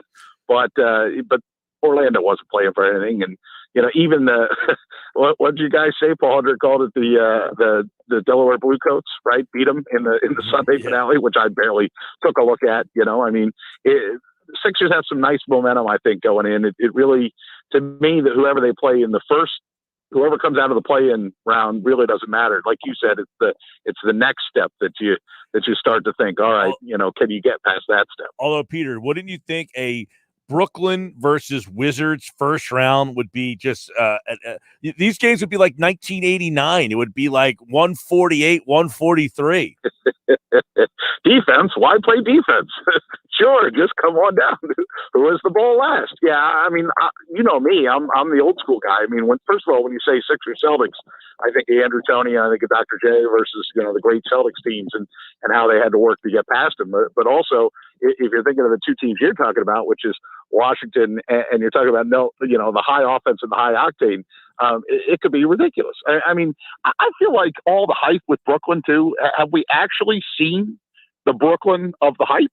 I mean, you really haven't, correct? No, they've only played together, I think, 7 or 8 times all season long. I mean, that's it. Yeah. Now, let me go, everybody had their opinion of what the Sixers did in this process and yada, yada, yada. It's been 20 years, Pete, since they've been the number 1 seed in the NBA playoffs. Like, it's been a long time. And yet, here they are. Did you know this? That Sam Hinkie was hired on May 14th, 2013, the same day that the Sixers clinched the number 1 seed, May 14th, 2021. Yeah, there you go. So the process worked? Well, I mean, you thought it worked a long time before that. Well, right. But, when you look back at all this now and see that the number 1 seed, they have Joel Embiid, does it make you kind of look back at that and say, man, I can't believe, they're finally at a spot that I never thought, people, when they won 10 games, oh, this is embarrassing. No, they're turning their back on the fans. No one's going to, now here they are. It's like a weird kind of a surreal thing. I know they didn't win the title, but to say hey, after all that and everything that happened, here they are with the number 1 seed with an MVP caliber player. That's what they kind of set out to do. Right, and the potential defensive player of the year, and Ben Simmons as well. I mean, look, and I know the people that said that those 2 can't play together, that those 2 can't coexist together, that was a common theme until this season. And all of a sudden, Doc Rivers arrives and voila, like a magic trick, all of a sudden they figure out how to play together and play for each other. Well, that's not necessary. People said that just this year. They were the number 3 seed multiple times together as a tandem. They win about 65% of the games when those 2 guys. The problem has been keeping them on the court together. Joel's had his problems, and now recently Ben has had his. But when those 2 guys play, I think our guy Kevin McCormick tweeted this out. When those 2 guys are actually playing together, when they are on the floor together, the Philadelphia 76ers win 62% of the time. And don't you think this has been a different Joel Embiid than any other season that he's played? I mean, he's not going and emptying Chick-fil-A of all their inventory before he gets on the plane, right? I mean, he seems to have better attention to his diet. He seems to have better attention to his workout regimen. He seems to want to be there. I think that, forgive me, but I think there were times in the past where Joel Embiid would basically go to Brett Brown and say, I'm not playing. Or the word would get to Brett Brown that JoJo's not playing. And he'd be the last one to know, wait, what? And then he'd have to go out there and cover for him. I don't think that sits with the current regime. Well, Pete, I think the biggest difference is that you believe that this team can win because Joel Embiid, you believe, can be the best player on the best team in the league now. I mean, that doesn't mean he's the best player in the league, but there's only a handful of guys that you legitimately think, oh, they can win because he's the best player in the league. Joel Embiid. And when he's going at the level that he was going at times this season, he's unstoppable. I mean, there's really nobody else in the league that's of his size and length. I mean, I know there's not just people out there and people that look, but there's of what the skill set that he brings. Now that said, and again, I'm old school. You know, when we get in the playoffs and it's a half-court basketball game, I don't want to see him jacking up threes. You get your ass underneath that basketball, son. Well, and that hasn't been a big thing this year. Although that being said, I mean, and I don't agree with what you're saying there. Look, part of what makes Joel what he is that he can do all that. People want him to, like, you have this almost unicorn, and you want to take the horn off his head. It's like, no. Oh, I'm not telling him he can't shoot a three. I'm not saying that at all. But I just, when you just did, you said get your butt down. You sound like one of these cranky old guys wearing white New Balances with blue ends. I'm not wearing that outfit right now. I'm currently wearing nice khaki slacks and an ACIT baseball shirt, but thank you very much. No, I just think that, when you're that size and skill set, your probability of scoring and dominating is a lot easier when you're closer to the basket than when you're behind the arc. Plus, there's plenty of shooters on the team. I'm not saying that he can't take a single shot ever. Don't ever take a three-pointer. I'm not saying that. But I would, even Brett Brown, who's no longer here, would try to put the things out of like, yeah, we'd like to see him shoot like, maybe 2 to 3 a game instead of the 5 to 7. Sometimes I think he falls in love with that 3-point shot. Well, this year he's shooting 37% from 3. He's attempting 3 threes a game. The big thing will be, Pete, I mean, I think we're all waiting to find out 2 things. One, Tobias Harris, can he get that big basket? If they need him late in a game, he did it during the regular season. Will he be able to carry that over? Can he do it in the playoffs? And then the other thing will be, what Ben Simmons do you see, and how do teams defend Ben Simmons in the playoffs? Are they going to sag off of him? If they do, is this roster more equipped to handle that? I think that is the big thing. If Ben Simmons, if teams are going to sag off of him, how do the Sixers will he actually shoot? Yeah. Will he actually shoot? I know he's not going to shoot. No, but how about penetrate? Like the times that he's been the best is when he's been unafraid or when he's been an aggressor. Like, and that's the other thing. Remember when we had a whole show, you and I, about how the problem with Ben Simmons is twofold. One, he doesn't want to shoot, and 2, he doesn't even want to go to the basket because, God forbid, he has to shoot a free throw. Are we over the free throw issue of Ben Simmons now? Good question. I feel like it's like ebbs and flows. Like he kind of he goes through some times where you're like, oh, Simmons is, he's 61% from the line, but he still only gets to the line 5 times. So realistically, no, I can't say that he's past that yet. Right. I mean, because he looks to be the distributor rather than the initiator. But I mean, haven't you, I know he had a couple games at least. There's 2 or 3 that I can think of where he came out aggressive and was like, not afraid to go to the basket, not afraid to drive to the hole. And I was like ecstatic. I mean, that to me is the best of Ben Simmons. But sure, he's still got the vision and all the other skill set. But then occasionally when you see the window, like the Red Sea open, drive to the hole, get fouled. Yeah. Well, look, I think Ben, that's one thing that bothers me about him is that, look, I appreciate Ben for what he is. I'm not sitting here telling you that, I don't scream that he doesn't shoot. I don't scream that, that he's doesn't even attempt to shoot. I appreciate for what he is, but I definitely think that he could get to the line more. Like you could still try to get to the line more without shooting I don't need you to shoot the ball all that much if you're at the line shooting free throws. He still doesn't want to do that. All right. That being said, Pete Thompson here on a Tuesday with Thompson. All right, PT, couple more things before we got to roll. Ryan Kerrigan, I'm sure that here's a guy. Now, this story is interesting to me because, he's 32. He's got nothing left in the tank. Well, Brandon Graham was drafted the year before Kerrigan. And Pete Thompson, we can definitely say Ryan Kerrigan has been a better pass rushing pro than Brandon Graham has been. So why are we not down on Graham, but we seem to think Kerrigan's out of gas?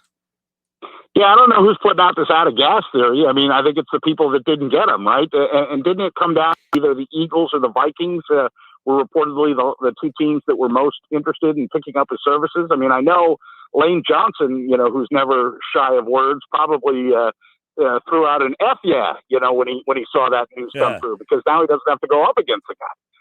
Kerrigan owned the Eagles. It was Eagles and Dallas were the two teams that he had the most sacks against, 13.5, if I'm not mistaken. And Kerrigan, look, I know he only had 5.5 sacks last year, but 5.5 sacks is pretty serviceable on a line where you have, excuse me, I had to sneeze, rotations like that. This is what happens when you do these things outside. There's a lot of pollen going around. But yeah, no, I'll take 5.5 sacks. I'm actually going to the doctor tomorrow to get my allergies looked at. Oh, yeah? Because it's been so bad for you? Last week was one of the worst weeks I've ever had in my life. Yeah, and you said your hearing was off and you were just a total mess. I literally felt like Charlie Brown's teacher was talking to me all week long. Well, I hope you get the solutions you're looking for. But listen, I'm all down to bringing that back to Ryan Kerrigan. I'm all down with that signing. I think it's great. I think, it's kind of like what they did with Chris Long, in my opinion. I understand that, the nuances that are slightly, and the system is different too. Jeff McClain, who likes to rain on everybody's parade, says like, oh, don't make that reach to Chris Long. Why not? I'm not, trying to match up exactly strand for strand. I'm just trying to make the connection of established veteran who's had a good career, comes in to try and get another year of playing time. Plus, when people count you out, isn't that sometimes when an athlete has his best year? Oh, you think I'm done? Watch this. No, I think Kerrigan can play. Here's one of the things that's under talked about is they had 2 first-round picks playing in front of him. Now, you might say, well, if you're one of the great players, why are you letting these rookies get on the field? Well, one guy was drafted number 2 overall, and Sweat was a guy who started the year before. So, essentially, Kerrigan just kind of got pushed out because they brought in 2 younger players. But I don't think for a minute that means that he can't play. And I think it's going to be interesting. Now, here's another problem. These guys are older. Fletcher Cox, 30. Brandon Graham, 33. Ryan Kerrigan, 32. You got a lot of old heads on that side of the ball. You do. But and we don't know what the defensive system's going to be. Is it going to be like Jim Schwartz did, where he basically had 8 D linemen and anybody could rotate in at any time? Is that what it's going to be, like line change in hockey? You just keep switching them out, or is there going to be more structure, like more established starters and then backups like that? How's that going to work? We don't know a lot right now. We know less than we normally would if it was an established system and established coaches. All right, Pete Thompson, Tuesday with Thompson here on the Sports Bash Live. Now, what was the occasion that you're just taking the ball game in? So my ACIP, I have 3 guys or 3 or 4 guys that are in my class, and they've been saying, Mr. Thompson, when are you going to come out to a game? When are you going to come out to a game? And then they're playing Holy Spirit today, so I thought I'll probably know some people on that. And I've already had some folks ask me about the A Shore Devils a little bit, and if they played for Mike. Some of the Spirit kids played for Mike Gill, and did you have a CJ? Was there a CJ that played for you? That played for Spirit? Yep, second base. Yeah. Well, his mom sends her best and says she thinks you do a nice job, and she also, somebody else said to me like, "Hey, when Mike Gill's giving you the business, how do you not curse at him?" I said, "Well, I'm on the radio. You don't curse on the radio." And that's where CJ's mom piped up and said, "You know what? In all those years that Mike Gill coached CJ, I never heard him curse. I think I only heard him curse once." And she was very impressed by that, Mike Gill. That's right, Peter. We have to keep very nice language. Even off the air, right? You're nothing but a professional. That's right. All right. By the way, and you can just leave it up for me. Well, I'm disappointed that you're not going to be around on Friday, because I just thought about this too. On Friday, I'm going to the Phillies game against the Red Sox. Are you? Yes. So heads up to whoever's covering for you on Friday. This will probably be done by phone as well. I may be able to do some Friday stuff. I'm off those couple days, but I got some things. I'm pulling some strings. I'm going to be doing some stuff, that you might hear me a little bit on Thursday and Friday, because I miss the people when I'm not here. All right. I have those days where when there's things that are happening and I want to still talk about it. So there's going to be like the Sixers, it was a baseball conversation. It was a baseball conversation. Next question. Yeah, exactly. I'm not going to answer that, Jimmy. All right, PT. All right, Mike Gill.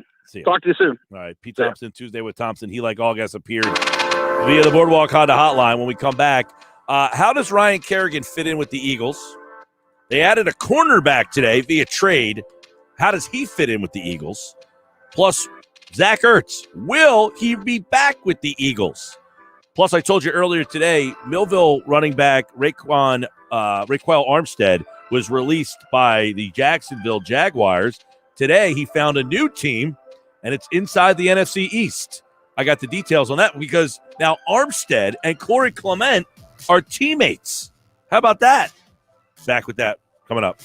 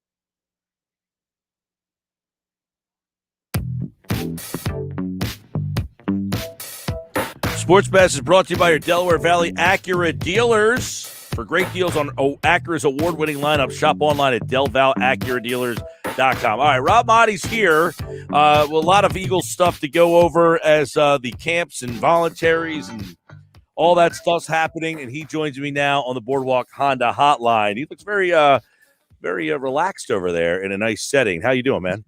What's up, man? How are you? Getting ready to go down to the ballpark for a little Phil's action, Mike? Well, Phil's today. Any fights? Yeah. Joe Girardi got a little MMA matchup going to happen down at the Phil's?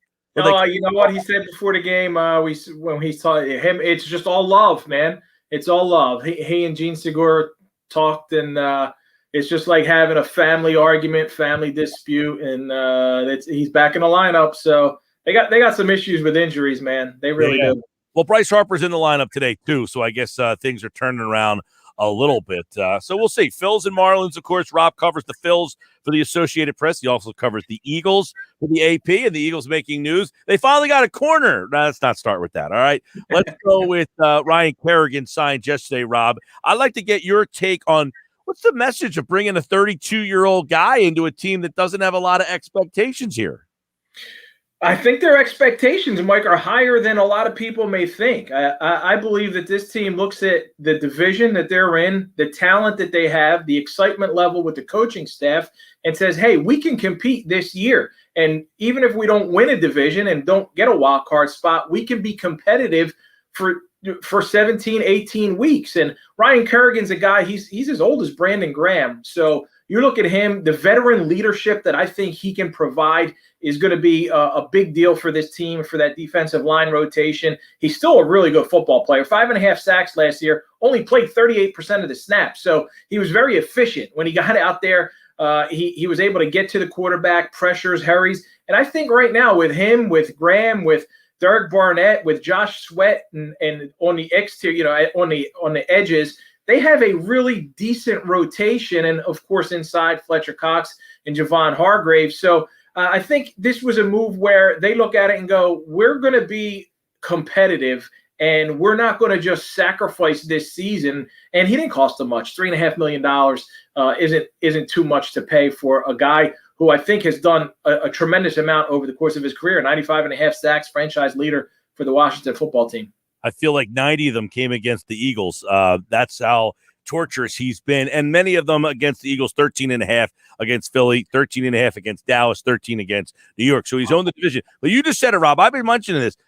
Brandon Graham was drafted in 2010. Kerrigan was 2011. And it doesn't feel like Eagles fans think that Graham is out of gas. So should we think that Kerrigan is at the end of the line, or was it circumstance in Washington that he didn't get as much playing time as maybe he will here?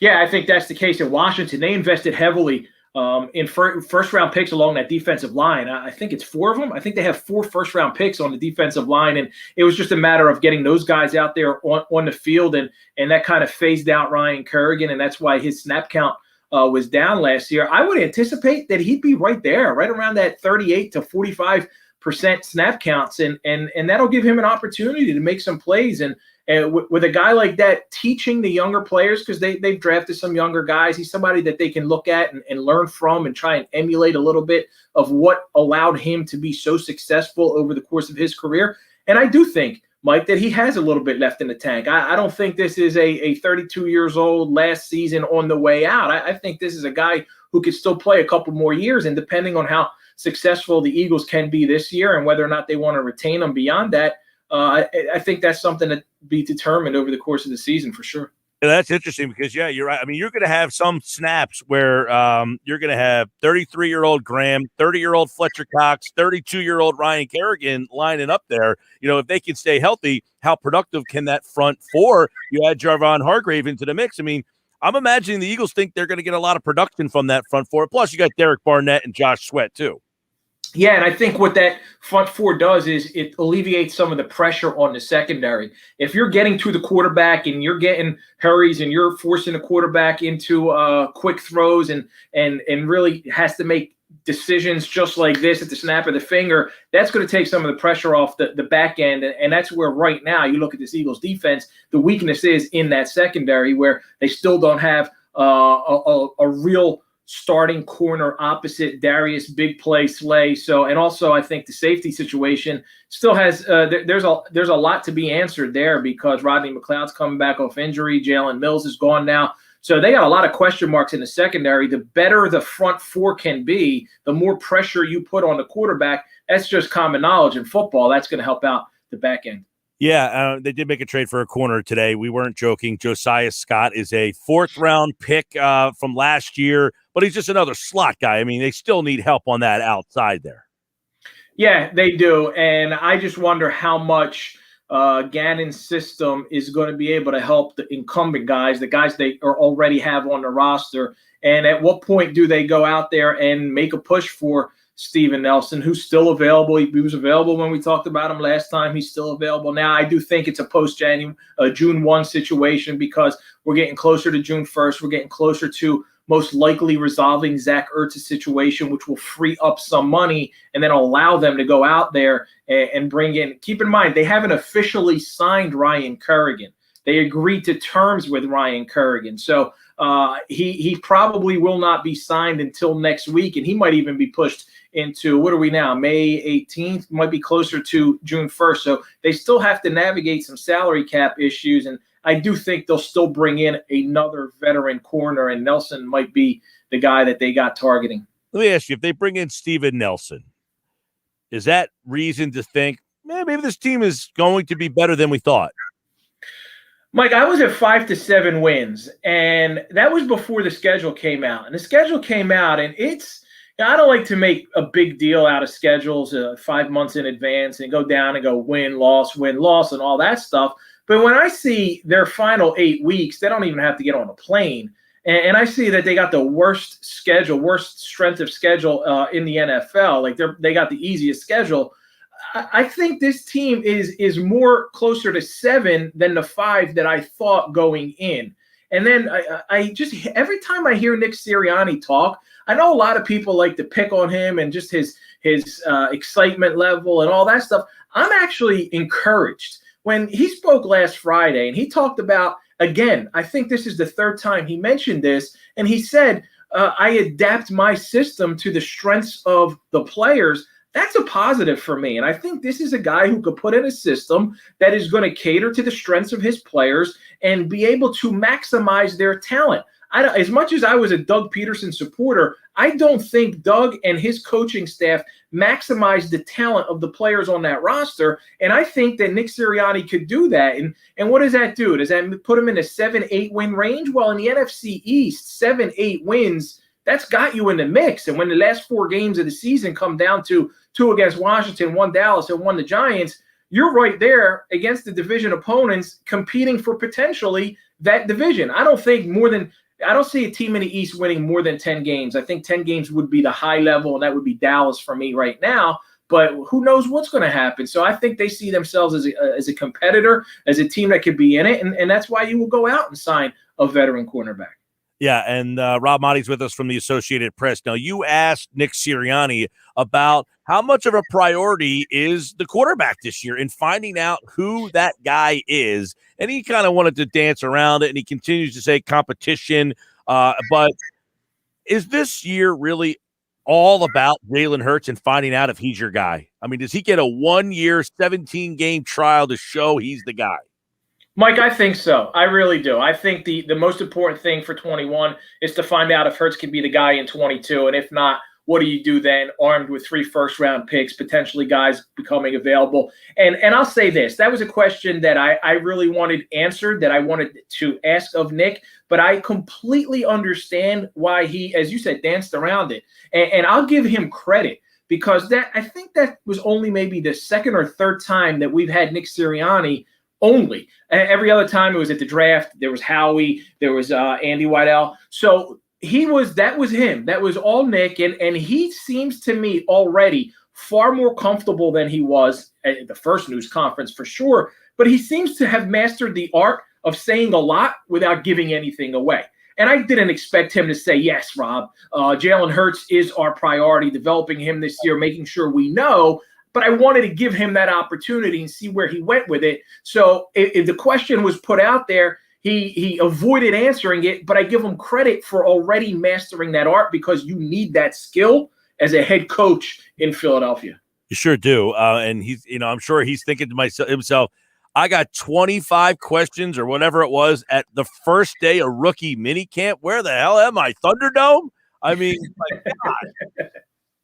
You're right, man, because you don't get that anywhere else. Maybe in New York, maybe in New England, but Belichick doesn't answer anything anyway. Right? Belichick's news conference is over just like that. I don't know what he says in rookie camp. I'm on to OTAs or whatever he could possibly say. But, yeah, I mean, we come after Nick hot and heavy in various ways. The question after mine, I believe, was also about Jalen Hurts. He finally was like, oh, you guys aren't going to let this one go. But he did a good – I wanted to see that out of him. And I didn't want him to go on with 5-6 minute answers like he was doing in his first news conference, because you say too much in Philly and then you're going to get every word scrutinized. So I thought he said enough without giving anything away, and he showed that he's come a long way. And I'm impressed. I really am impressed, and I'm excited to see what he can do. The more people that I talk to that have either coached with him, played for him, anything that have had experience with him, speak so highly of the guy that I'm ready to go out there. And I wish it was August and it was preseason already. Well, I'll tell you that I'm, and that is one of the reasons, like he mentioned Devonta Smith as advertised. And it's as simple as something like this, Rob. He says he catches everything. This team couldn't catch the football for 3 years. So for him to say catches everything, it sounds like, of course, but they couldn't catch the football. And I am very, very intrigued to see how they handle these wide receivers because of his background. Does J.J. Arcega-Whiteside all of a sudden figure out how to play, or is he a total stiff? I think that wide receiver room, John Hightower, 6'2" with speed, can stretch the field. How do they I think Howie was giving his message. We're excited to see, you can't pick receivers. Oh, I know how to pick them. We couldn't coach them. I'm very intrigued to see how this wide receiver thing shakes out. That, to me, is going to be the plot of August. Mike, I'm with you 100%. And when Nick was hired, there was all that talk about, they're bringing in a guy who can be a guru for Carson Wentz. And I was like, no, look at what he's done with wide receivers. He's a wide receiver, former wide receiver himself. He's a wide receivers guru. I think he can really unlock at least the potential of Jalen Reagor, who's a first-round pick. Even if he doesn't, even if JJ is who JJ is and isn't much of anything, I would be extremely satisfied if he can get Jalen Reagor to play like a first-round pick, because I'm pretty confident Devonta Smith will be that guy. I'm pretty sure Devonta Smith will live up to the hype and live up to the expectations. In fact, I sat down this week with Hall of Fame wide receiver Tim Brown, who is one of only 4 wide receivers to win a Heisman Trophy, and he's enshrined in the Hall of Fame. And I asked him about Tim Brown, and he's really high on Devonta Smith. And when you get a guy who won a Heisman, who's in the Hall of Fame, and he tells you this guy, Devonta Smith, is the real deal, that's pretty good to hear. So that's going to be coming out in my AP Pro Football podcast on Thursday. I forget what day it is today. It's Thursday, though. That'll come out. Today's Tuesday. That'll be on Thursday. He's Rob Maaddi, at Rob Maaddi on Twitter, covers the Eagles and the Phillies for the Associated Press. And, we talk about the different battles. I guess, it's funny, for a team that doesn't have high expectations, it seems that there's not going to be too many battles for starting jobs on this football team. They want to keep saying competition. I could see on the offensive line, left tackle, and maybe that's it. And then the corner opposite Slay, and maybe that's it. I mean, there's not a lot of battles for start. Do you see a lot of starting battles that are kind of starting in these voluntaries, OTAs, and carrying into minicamp? I'm like, where are these battles coming from? I see left tackle and one corner spot. Yeah, and it depends really also on Lane coming back, and his expectation is he's going to be healthy, and Brandon Brooks, he's going to be healthy. If both of those guys are ready to go, that solidifies the right side, and Isaac would have to be the incumbent at left guard. But I think there's a possibility that because this coaching staff isn't married to these guys, right? They didn't draft them. They weren't here for their success. There could be some turnover. There could be some change. Maybe that's a position, because you look at left tackle, Andre Dillard, I do think is going to get every opportunity because he was drafted in the first round 2 years ago to prove he can be the guy. But when Jordan Mailata played as well as he did, if Landon Dickerson can come on and be healthy and develop, They've invested in him. He can push for some playing time somewhere. You would think, where's it going to be? It would have to be at left guard. But yeah, that's along the offensive line. That's about it on the offensive side. On the defensive side, the opposite cornerback situation, other than Darius Slay, I don't know if they're still, the safety spots are as settled as they may seem. That somebody might wow you, somebody might impress you, but yeah, you go into it for all the competition they preach. You're right, Mike. There isn't a lot of spots to be open. Hey, I hope Kayvon Wallace says, I'm the starter, and he knocks out Harris or knocks out McLeod, McLeod, he's obviously a big leader, so it'd be hard-pressed if he's healthy to see him not playing. But that's all happening. Of course, Zach Ertz, not there. No surprise. You said you would be stunned. Has that changed at all? No, not at all. I don't anticipate Zach Ertz ever playing for the Philadelphia Eagles. I'd still be stunned, shocked, whatever way you want to describe it. I can't see that happening. All right, Rob Maaddi, will end with that here, as I know you're getting to the Phils. And, of course, he, like all guests, appeared via the Boardwalk Honda hotline. Good conversation on the Birds. Rob, good to see you, man. Always, man. Thank you, Mike. All right, we'll be in touch with Rob Maaddi. And, of course, coming up on tomorrow's show, Mike McGarry from the Press of Atlantic City is back as we talk to Mike now on Mondays, Wednesdays, and Fridays. We've been enjoying our conversations with him. We'll talk about the play-in games. Also, tomorrow's football at 4, Jeff Mosher, and we'll keep the NFL going with Jeff Kerr, who's with us on Mondays, Wednesdays, and Fridays. Paul Hudrick on Mondays, Wednesdays, and Fridays. It's all right here on the Sports Bash Live. Call Jenkins for heating and air conditioning, installation, service, and maintenance, plumbing, and drain cleaning service, 609-641-6440 or JenkinsPlumbingHeating.com. That was Rob Maaddi. When we come back, our guest of the day, you will hear the best sound from our guest today. That's coming up next.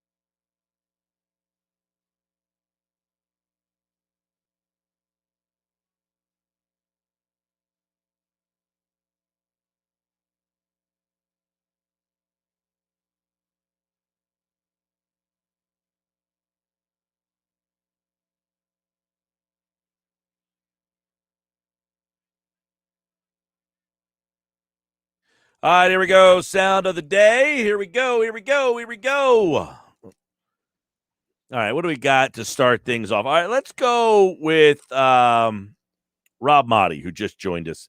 If you missed Rob, Rob's great. We're going to talk to Rob a lot in the offseason and then into Eagles season.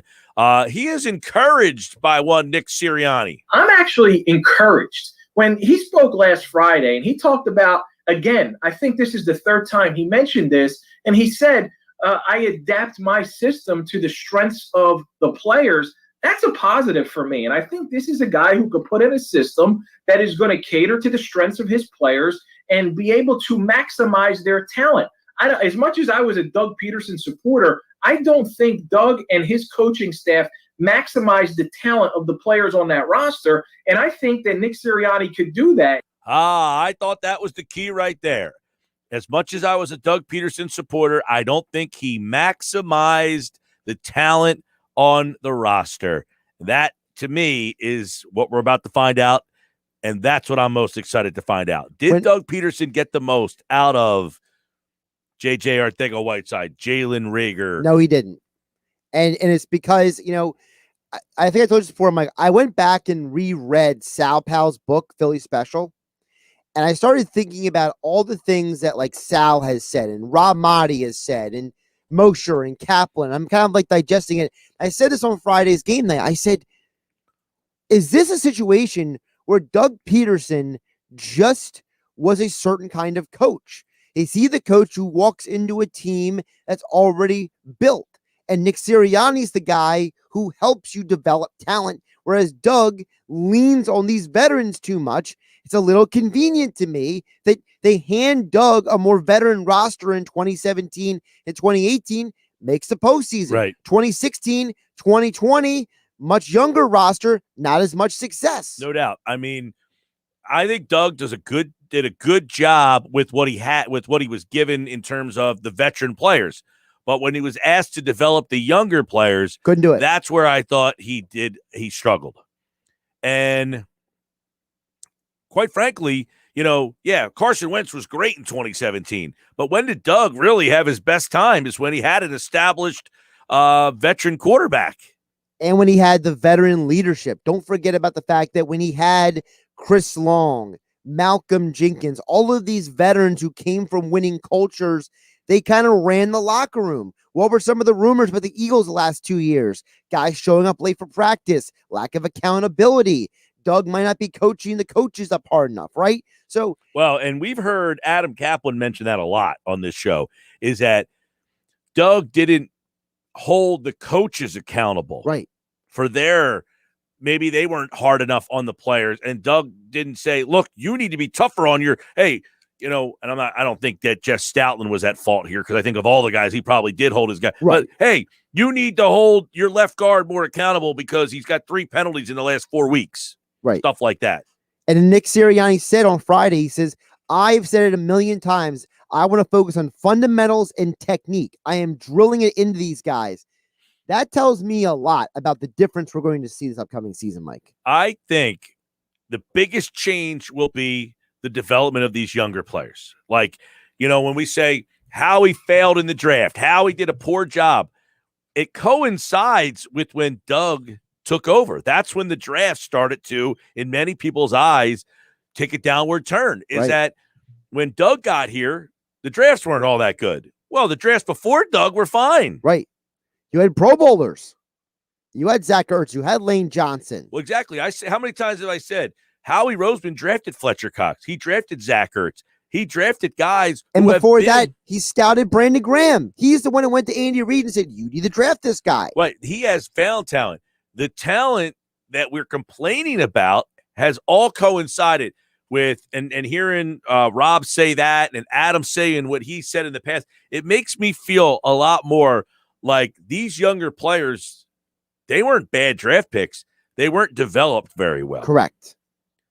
But the question is Kayvon Wallace all of a sudden jump on the scene? And as Rob just said, does he win the safety position over Anthony Harris? What if he does? Well, that'd be great. That would be great. I mean, does Davion Taylor, are we like, hey, Davion Taylor never was given a shot because the former staff didn't develop younger players. I mean, Davion Taylor we knew was raw, but did anybody take the time to work with him? Did anybody develop him? Exactly. So is he a lot further along, or are they looking at a guy that's like, my God, he still is raw and needs to be developed? That's kind of an interesting, like, Davion Taylor, I was talking with DiCecco about this earlier. Is he a lock to make the team? I mean, you drafted the guy in the 3rd round. Are you just going to get rid of him? I don't think you can. That one, Davion Taylor, Jalen Reagor, J.J. Arcega-Whiteside. Like, there's got to be more in there. There's got to be more in J.J. Arcega-Whiteside than they've gotten. There's definitely more in Reagor. I feel very confident. J.J., I'm conflicted on him personally, but anyway. I mean, he's been so bad, though. He's been bad, but it's also like the rationalization for why they drafted him still bothers me. What, because they thought he was going to be the replacement for Alshon Jeffrey? Right. I mean, if they like that, if that regime liked that type of receiver, I can understand it. But if you told me you thought he was better than other options that were on the board, like, you know, and look, obviously everybody's going to say DK Metcalf. DK Metcalf was passed over by every 60 team times. Twice. He was passed over twice by the Seattle Seahawks. He was passed over by every team twice. So you can't sit here and say, man, you're the only team that screwed that up. There's guys, he had a medical red flag. That's what happened. But were there other guys you could have got instead of J.J. Arcega-Whiteside in that spot? Right. That's the conversation. Yes. Terry McLaurin, I think, was on the board. He was on the board. He was actually picked in the 3rd round, I believe. All right, here's what Frank Klose said. Nick Maton was on the 40-man. Well, we got knocked off. We ran out of time. Technology. Boy. Busy show, fast pace as always. Tomorrow, Mike McGarry, Jason Fitz, Paul Hudrick, Jeff Mosher. Do you remember Jeff Kerr? So we're jamming on a Wednesday. Josh has what's coming up next?